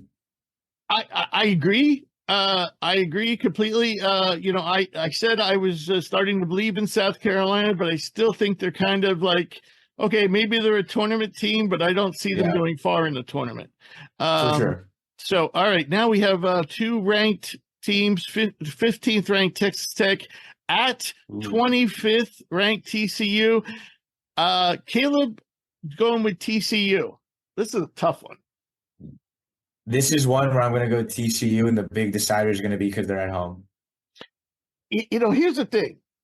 I don't believe that Texas Tech is the best team in the Big 12. Yes. But what worries me, yes, TCU's is home, but they also played a triple overtime game. I'm going to go with TCU, but I'm a little worried about whether they have the stamina after playing triple overtime versus Baylor. But I'm going to go with TCU because I think Texas Tech is due to lose. All right, now we have Oklahoma at Kansas State. Oklahoma is still ranked at 23. Kansas State is home. For what it's worth, Rich, I think you and I were right a couple of weeks ago when we were asked what team do we think is in the top 10 that isn't really a top 10 team. I think we both said Oklahoma, and they have since taken a fall in the standings. Right. I will take Oklahoma. I've seen both teams play. I think Oklahoma is a little bit better than Kansas State, but I think this is also another good game because I think Kansas State is kind of the epitome of why the Big 12 is so tough is because they're an unranked team, but they're still like 16-4 or something like that. But I'm going to take Oklahoma. I'm going with Kansas State. I'm not a big believer in Oklahoma. And last week I went with them a couple times, and that's why I ended up with 11-14 record, which is funny because a lot of times I went against them and they always won. So then I was like, okay, I guess I better stop going against them. Then I go with them, and then they hit the skids. I think Kansas State is still in the mix, to get into the tournament. I don't think they're a great team. I put them in that South Carolina, kind of area. Sure. They're not a great team, but they're probably good enough to get in the tournament. All right. So we have Mississippi State versus Ole Miss. Do you realize Ole Miss is 17-3 and not ranked? Yeah. I was just going to say, I'm taking Ole Miss because I think this is a team that is knocking on the door of a ranking. Like they're right there. I know they've played an okay schedule. Yeah, that's the problem. They really haven't played a great schedule. Yeah, I mean, they played Tennessee and lost. They played Auburn and lost. They did beat A&M. They did beat Memphis. They're playing Mississippi right now. They beat Memphis.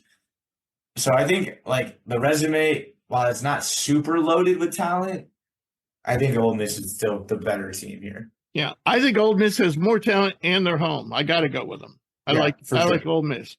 All right, another tough one. San Diego State at number 24 ranked Colorado State, who's dropped a couple recently. Yes. This is a good Mountain West. This is like a good classic Mountain West game of two teams that both might get knocked out in the first weekend if they make the tournament. Where's this one at? Is this one in Colorado? Colorado, Fort Collins. I'm not really sold on either of these teams, so I'm going to lean Colorado State because they're home. I think they're both solid teams. I don't think either of these teams are really great, but I'll take the home team.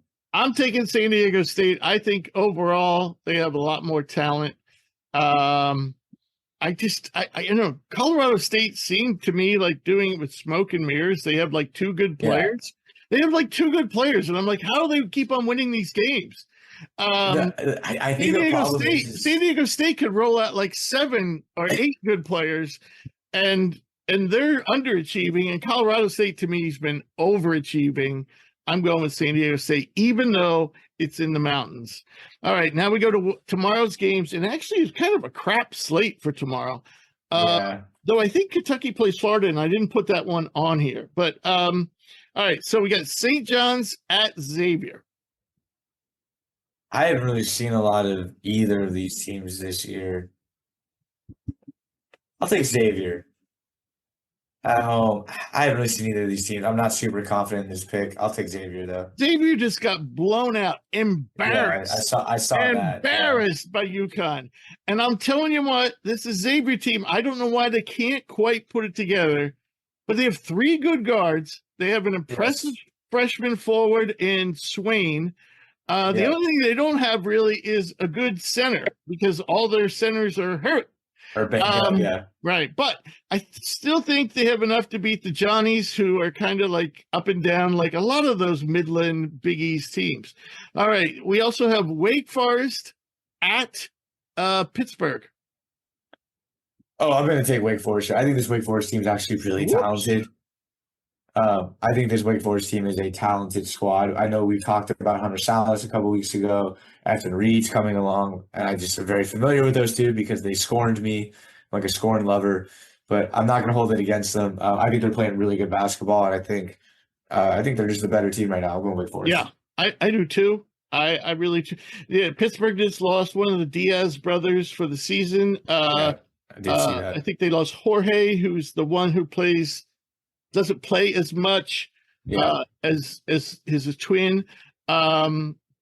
I don't think that's a killer, but I just think Wake Forest, now that they're healthy. Now, I will admit that Monsanto is not really up to, you could tell he's not in playing shape. And maybe he never, he's coming off a pretty bad injury, but Right now they got him coming off the bench. But if he could just give you like 10 points a night, knock down like 2 or 4 from deep, I still think Wake Forest has a chance to be a really good team. I like this team. I think they're a tournament team. I'm going Wake Forest. All right, St. Mary's, after holding to Pacific to 28 points. Pacific, quit the sport. No, I will say that Pacific played Gonzaga over the weekend, and it was actually pretty close, wasn't it? Yeah, my girlfriend was giving me a lot of crap for this, and I was like, look, this was the perfect game for them to get.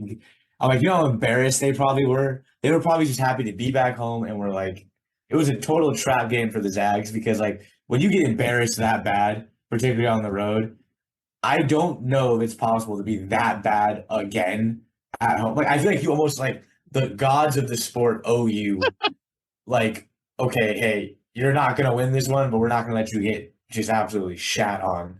That was it. That was an embarrassment. But coming off that, 28 points. That's like the 28 little points. The same night, Graham Ike scored 22 against USF. USF, they're a solid team. Think about it, I'm like, Graham Ike almost by himself, almost outscored Pacific's team and played a solid USF team. And Luka Doncic scored 50 more than them. I was like shocked. I was shocked. I almost didn't believe that was the box score. Like that was the score, but when I looked, St. Mary's had like 72 at the time or something like that. I don't know what it was. I was like, well, it sure as hell can't be the first half. So I guess it's 28 for the game. With that being said, I'll take the Gales. I think right now they're the best team in the WCC, as much as it pains me to say. They're playing like the best team in the WCC. And Santa Clara is just too up and down for me. And last time these teams played, Santa Clara got slapped. Again, I think it was a trap game for Santa Clara because they had come off that big emotional win against the Zags. Right. And so I think Santa Clara had real like. Well, now the question, the reason why I have this game on the slate is St. Mary's could be looking ahead to Gonzaga. And that's the one reason why I think Santa Clara has a shot. No, I agree. I'm still going with St. Mary's because they've just been playing so well. They're playing like we expected them to. Yes. They've been a buzz. I don't want to say a buzzsaw because they have had a couple games in there, like against LMU, where they weren't great. But I think that St. Mary's team, that's going to be the name of the game for them. Is they're going to defend, but that offense is really unpredictable. So they've been better. Joshua Jefferson's been really good. Augustus Marciulionis, a player I was not very high on, has stepped up in a big way. Especially because Saxon and Mahaney have not been that good this year. Right. And Dukas. Those two, Jefferson and Marciulionis, have really broken out a bit because the big three that we thought would be the ones to carry this team have not been great. So yeah.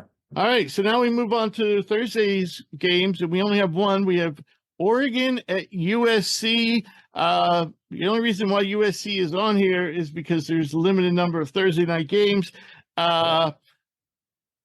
Boogie Ellis, as I said, did not play well against UCLA. I expect him to improve as time goes on. I'm still taking Oregon. I mean, Biddle and Dante are back. I think they have been back for a couple of games now. Dante hasn't really missed a beat. I think he's up to like 15 and 8 a game. Yeah, he's playing well, but Biddle is still not up to speed. Yeah, which is to be expected. They missed a lot of time. Yeah, they thought Biddle might not play this year. So the fact that he's out there is good. Yeah, between those two being back and Dante like picking up where he left off, and I know that the Shellstead, who we talked about, has kind of cooled off a little bit, but I still think he has a shot to make some noise here. Yeah, give me the Cousinard's playing well. Dante's playing well. Yes, Cousinard's playing well. Yeah, I'm going with Oregon. All right, now we have a really good game on Friday. It's for first place in the MAC. Toledo at Akron. They're both 7-1 in conference. They're both usually at the top of the conference, and they're back there again. Akron's the Zips, right? Yep. Give me the Zips at home. I'll be honest, I don't have a lot of stake in this game. I'm not very familiar with Akron in particular. I think I saw Toledo play like one time because I'm a degenerate and I watch college basketball when I can. And I was like, oh, Toledo, I'll watch it. In a week or two, in a week or two, we may have Toledo's star scoring guard, Dante Maddox, on the show. Nice. I just pray to God he's not listening to this episode because I'm going with Akron. Don't tell Dante. I just think home court's the difference here. I think they're very close teams. All right, now Saturday, we got a big slate. We got Texas at number 25, TCU.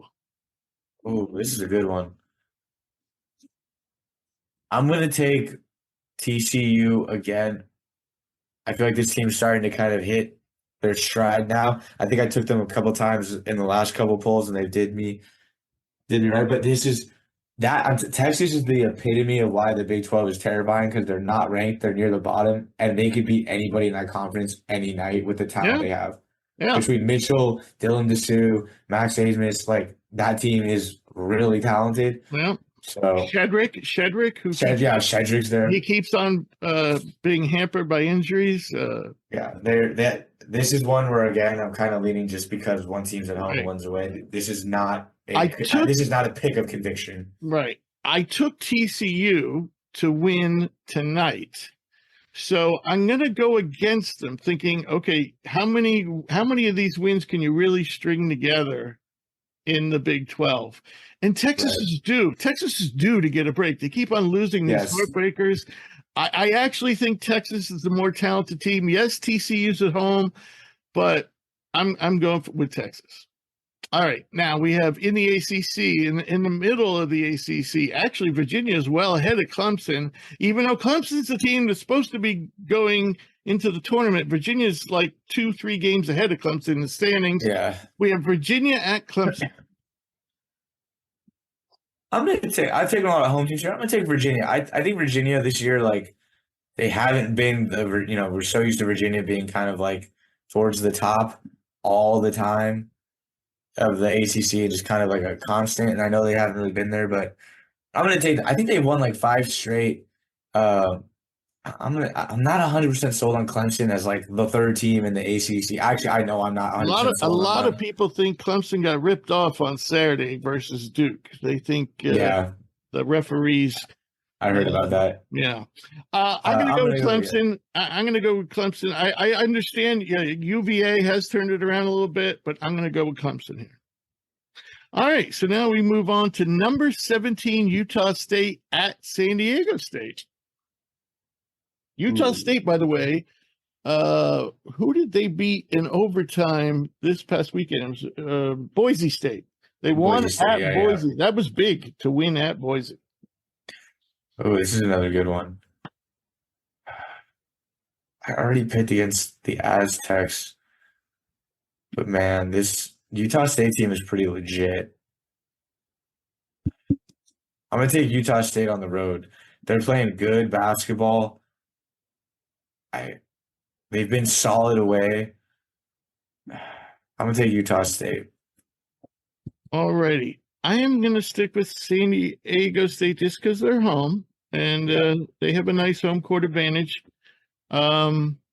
All right. Now, listen to what games are on Saturday. Wow, this is crazy.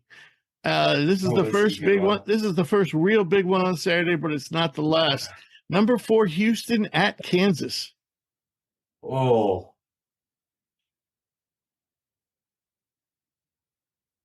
Man.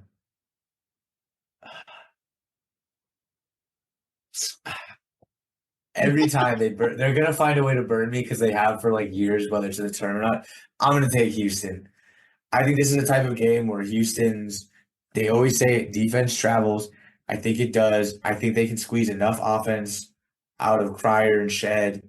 But man, this should be a really good game. It'll be very interesting to see, like, does Kansas's like top heavy roster, can they survive that like blitz of just Houston defense and Houston intensity? Because if they can, Kansas has the better players individually at the top. But if this turns into kind of like a slugfest, defense, fouls, I think Houston has more of an ability to weather and kind of play that kind of game. So it should be a good one. Houston definitely has more depth. They're certainly, better defensive team. KU basically has 5 players. I'm going to go with KU just because they're at Fog Allen. They just find ways to win there. Now we have Florida at Texas A&M. Oh, this is a good game too. Ooh.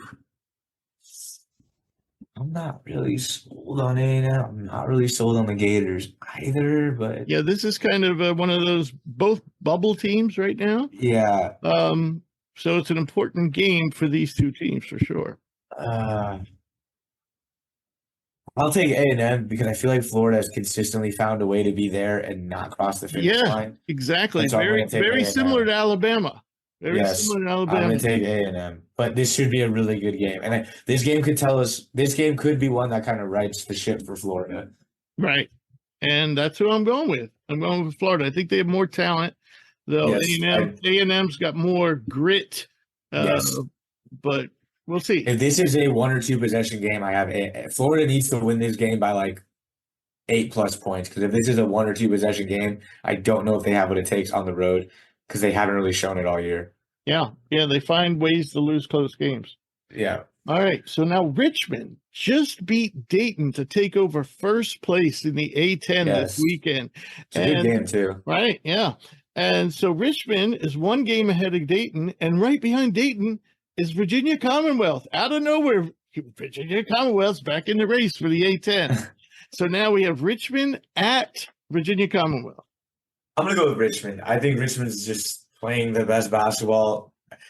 I'm kind of surprised they're playing this good with Burton having transferred. If you had told me that Richmond would be doing this well and Tyler Burton had left, I don't know if I'd 100% believe you like earlier, but they're playing really good, so I'm going to take Richmond at home. All righty. I like the spell correction suggestion. So I am going to go with VCU just because they're home. I think they're a good team. I love Max Shulga. They're versatile combo guard. So yeah. All right, now we have Colorado and Utah, the 2 teams in the Pac-12 that Lenardi says are in the tournament as of today. Utah's been on a slide, and they're not healthy. Whether they'll be healthy for this game, they've been missing their backup center and their starting point guard. Is Colorado healthy? I know that they had some issues. Colorado's healthy. I'm taking Colorado then. I think Utah's been on a slide, and I still think this Colorado team is talent for talent. They're right up there in the Pac-12. I mean, they have some big guns. They've been banged up. So I think Colorado should be the second best team in the Pac-12. Yes, on paper. I mean, they came in as the 18th or 19th team in the polls. They should be the second best team. If they're healthy, give me Colorado. Yeah, I'm going with Colorado too. Altitude should not be an issue here. Yes. All right, now we have Maryland and Michigan State. I know Michigan State won an ugly one against Maryland at Maryland. And again, Maryland, beside that game, has been pretty hot of late. Both of these teams are in the middle of the Big Ten, and they both need a victory. I don't know if I can trust MSU. Every time I picked them this year, I think they've lost. I'm going to take Maryland just because I think Maryland's playing better right now, and this Michigan State team is just so hard to trust. At any given point, they could win. At any given point, they can get 20 balled. I'm going to go with the home team again. I think these 2 teams are pretty close. The last time they played, it was close. Michigan State's home. All right, now we have a really good one. Number 16, Auburn at Ole Miss. I'm going to take Ole Miss. I mentioned earlier, I think Ole Miss is playing good basketball, and I don't know if Auburn really has been challenged. They had a chance to kind of make some noise against Alabama, and they gagged it away.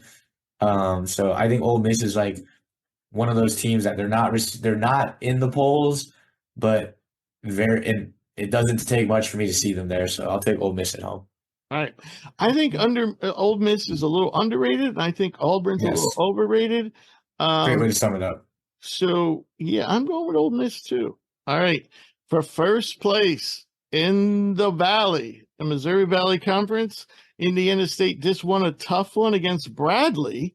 And so Drake moved into sole position in second place, but with a win, they will be in first place. So who you got? Drake at Indiana State. I like Indiana State, man. I don't know. They're fun to watch. They're a fun offense, and they're led by a goofy glasses wearing, what's his name? Robbie, is it Robbie Avila? Yeah. Is that his last name? Robbie Avila. He's fun to watch, man. I had to tap in and watch them play Yeah, I like watched a week or Bradley. two ago. I watched him this weekend versus Bradley. Yeah, I feel like it was a week or two ago, and I was like, "What's the hype about?" And they're fun to watch. I'm gonna go Indiana State. I too, they don't have a lot of depth, but they have 5 really good starters. Really good starters. And I mean they're really good players. And so yeah, I think Indiana State. I don't think Drake has a lot of depth either, and I think what I like about Indiana State is anybody can put up 20 for them of their 5 starters. Yes. It's tough to stop them because you stop one guy, another guy will do it. Yeah. All If right, 2 or 3 of them get going, you're in trouble. Yep. All right, now we have number 7 Duke at number 3 North Carolina. Give me the Tar Heels. I said I thought they were the second best team in the country right now. I'm going to stand on it. Taking North Carolina. I'm yet to be impressed by Duke. I've been impressed by North Carolina this year. I think that's what it is. Yeah. I think Duke's been okay this year. I don't think they've been like bad, but I've yet to go like, damn, they could have easily lost to Clemson on Saturday. They did not look good against Clemson. One day, maybe somebody will play, maybe Proctor will play out, but then Filipowski have a crap game. Or maybe Proctor will play like crap, but McCants will have a good game. It's just they never really have hit on all cylinders. So if they want to win this game, they're going to have to hit on more than 1 or 2 cylinders. Absolutely. All right, now we have number 12 Iowa State at number 18 Baylor. Woo.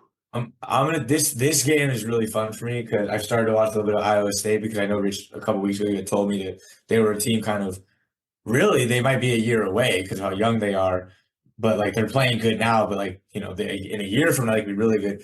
I'm gonna take Baylor because I still really like the Baylor team. They're at home, but this game should also be really really good. Yeah, I agree. This should be a nail biter. Overtime like game. I'm going with Baylor too, but only because they're home. I really like this Iowa State team. I actually think they're probably on a neutral court. I'd probably go with Iowa State. Yeah, that's fair. All right, now another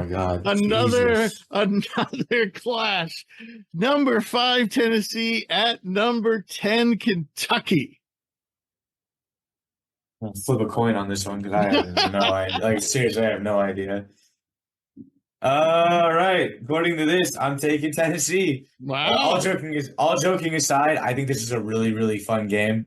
I think I'm gonna take Tennessee. I'm not even kidding. I did kind of flip a coin to help me decide because I had no idea. But I think this is a game either team could win. And I think that this one has the potential to be these are all really good games, but this is the potential to be the best game of the weekend. A couple of these games do. But I think this one's gonna be a really good one. I think Tennessee, they're the one team I think that can stand up to, obviously Kentucky has the potential to lose because of their youth and inexperience. Talent-wise, nobody really can match up with them. Yeah. And, but you know how it is with Kentucky. I just think this is going to be, they haven't faced an animal like Tennessee yet. Yes, and point. maybe they beat them in the SEC tournament. But I like Tennessee here for the first time they meet, and I think Tennessee wins this, but then but don't count out Kentucky in the long. This is the type of game where I could see Tennessee being 2-0 in a regular season matchup against this team. And that third time, like you said, in a potential championship, like where Kentucky gets them because they just get the confidence. I think this is a game where Tennessee can come in and kind of be the bully a little bit, just because they're more physical, they're older, they are talented, they have talent. They're not as talented, but they're talented and kind of punk them. I can see them playing at Tennessee and Tennessee winning because again, a little bit more experience at home. But when they get to a neutral site kind of area and play in a situation like that, Kentucky could finally have the courage to be like, or I don't want to say courage, but kind of like, hey, we can play with you guys. Yeah, I think this is going to be a learning experience. Yes, for sure. All right, now we have first. Well, actually, it's not the first. It's not for first place in the W. It could be. If Santa Clara does what they're supposed to do, it could. Well, not does what they're supposed to do, but if Santa Clara comes clutch for me, it could be for first place. Right. Could be for first place, but traditionally it's always for first place. And that's St. Mary's at Gonzaga. Come on, Rich. Don't ask silly questions. You know who I'm going for. They could be playing Jesus and the 12 disciples, and I'm rolling with the Zags. I too am going with Gonzaga, though St. Mary's is playing really well. St. Mary's is playing the best basketball in the conference. Right. Gonzaga is still the best, most talented. They're the more talented team in the conference. Yeah, I agree. Anton Watson, my girlfriend will never give this to me. Anton Watson's the best player in the conference, and I believe by I won't say a big margin, but by a decent margin, Anton Watson to me is the best guy in the conference. Oh, you think he's better than Mogbo? Yeah, I do. I think he's more versatile. I think he's more well-rounded. He's more well-rounded. I think what Mogbo does, he does really well. But at the end of the day, I think Watson's just got a little bit more. Yeah, he can contribute in tools in the toolkit. Yeah. Yep. All right. So now we move on to Sunday's games. We got 2 left, and we got to wrap this up. We got number 2 Purdue at number 6 Wisconsin. This is an ending. Oh man. Ooh, it made me cough.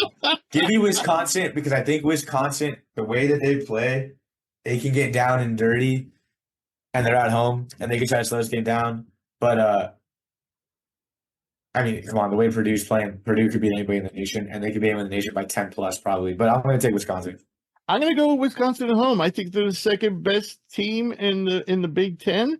I do agree with that. We talked about that a couple weeks ago, you and I, how I thought they were a sleeper to get into the Final Four. So they definitely would be in my – if I picked an Elite 8, they would be there. And they're home. So I'm going to go that game to me is a total toss-up, but I'm going Wisconsin. All right, last game on our slate. We got to speed this up. We got Providence at Villanova. Villanova had a big lead on Butler, had a halftime lead on Butler, and somehow they ended up, I think they lost by double digits in the end. Yeah, did they lose by 12 or something like that? Yeah, this Villanova team is just such crap. I mean, they can beat just about anybody, and they can lose to just about everybody. Goodness gracious, just fire the coach, please. Yeah, Rich, you and I, just like we talked about Haas, we talked about Neptune. I'm not a Neptune guy. This team is way too talented on paper to be so inconsistent. Like, it just doesn't make sense. With that being said, I'm going to take Nova because I just think, again, Providence is down their guy. I think Nova just kind of outlasts them in this one. But I'm going with Providence. I don't trust. I'm a Villanova fan. I have Villanova gear all throughout the house. I'm going with Providence. Providence is actually playing well without Hopkins, and this Villanova team really can look really bad at times. Providence has really been hot. I like Providence. I'm going with them. Yeah. So that wraps up our picks of the week. We didn't have any mailbag questions this week. Come on, folks. We had a string there where we had a couple each week, but none this week. So if you want to send us a question, please make sure to do that. We take questions by email at admin@hoopsprospects.com. We also take questions via social media on Twitter @hoopsprospects, on Instagram @thehoopsprospects, and on Facebook @hoopspros. As always, I want to thank our listeners. I want to thank our special guest, Bruce Pascoe, and it's great to have Drew back. If you ever miss an episode, you can get caught up at hoopsprospects.com. We'll be back next week with a special guest, and we'll talk more about college hoops. And I'm not sure we're going to get that NBA episode in, but we just spent all the time talking about how everybody scores 70 points now. Yeah, exactly. So you have any final thoughts, Drew? No, great weekend of college basketball. Hopefully, I'm going to get to watch it. Our team, Menlo, is going to be going to Arizona. Unfortunately, I'm not going to be able to travel with them because we're a bit short-staffed, and we have a bunch of baseball startups, so they just need an extra hand at baseball. So pretty bummed that like I don't get to be on the road with the men's and the women's team because it's kind of the fun part about my job. That's what keeps me going is basketball. But on the bright side, I get to watch college basketball, and like we said, we just talked about a slate of games that are 4 or 5 of them that have a chance to be overtime, last second thrillers. Can you ever remember this many top 10 matchups in one weekend? I mean, to review, you got Houston and Kansas, both top 10 teams. Then you got Duke at North Carolina, both top 10 teams. Then you have Tennessee at Kentucky, both top 10 teams. Yeah. Then you have Purdue and Wisconsin, both top 10 teams. And that's not including games like St. Mary's at Gonzaga, in other big clashes, like that. I mean, Iowa State and Baylor. Baylor should be a great game. Right. San Diego State, Utah State should be a good game. Texas, TCU should be a good game. Yeah. Yeah, this is what we live for. It's so funny. I was watching that Houston-Texas game, and I believe even after overtime, I don't even think each team had eclipsed 70. And it was just so funny because I was sitting there and I had this argument, and I have this all the time with somebody at work about how the games are so low scoring, the basketball's sloppy, NBA guys are doing things you never see. And I'm like, that might be true. But as I was watching the Houston game, the ticker was running on the bottom, and the NBA scores were like 134 to 128, 140 to 119. And I'm like, when you have too much of something, it stops being enjoyable. Yeah. And I'm like, when all you have is these massive, you're right. The basketball at the end of that game, like I said, I don't know if Houston scored a 2-point field goal that wasn't a putback or a free throw, but man, is it fun when every single shot you're sitting there like, is that going to go? Oh, rebound. It's really refreshing. And, I work in college basketball. It is so refreshing that this year in particular, all of these upsets, all of these double, triple overtime games is so refreshing because it reminds you, at the end of the day, just the importance of a 2-point shot and how big one layup can be or a free throw can be, mix or make. And it's just really refreshing because I think you watch the NBA, you get so desensitized because you can be on your phone for the first 46 minutes of that game, look up and be like, oh, I guess now the points kind of matter. The first 115 points scored in a NBA game literally don't matter because everyone's going to do it. Here in college basketball, every bucket matters because it's going to come. Yeah. I was thinking, at the end of the Texas Baylor game, remember the dunk that Dylan Mitchell missed early on in the game? Yes. And remember all his teammates were just patting him on the back. That's all right. That's all right. You know what? In retrospect, it wasn't all right. It was not all right. because the reason why it didn't go down is because he slammed it down so hard. Yeah, it bounced right back out. If he lays it up or just drops it in, the basket counts. Game doesn't go into overtime.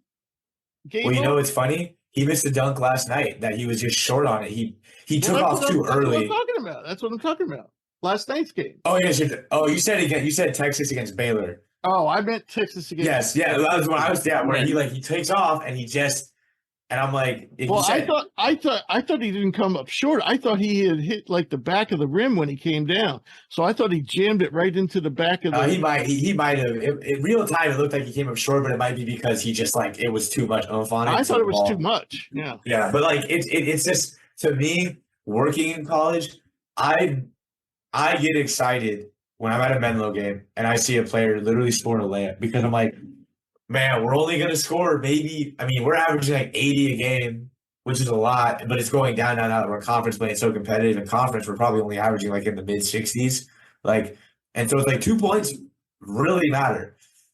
When a guy comes off your bench and scores 6 points, that's so big. Well, at the end of the day, you're like, yeah, whatever. Well, here's the thing to think about the NBA.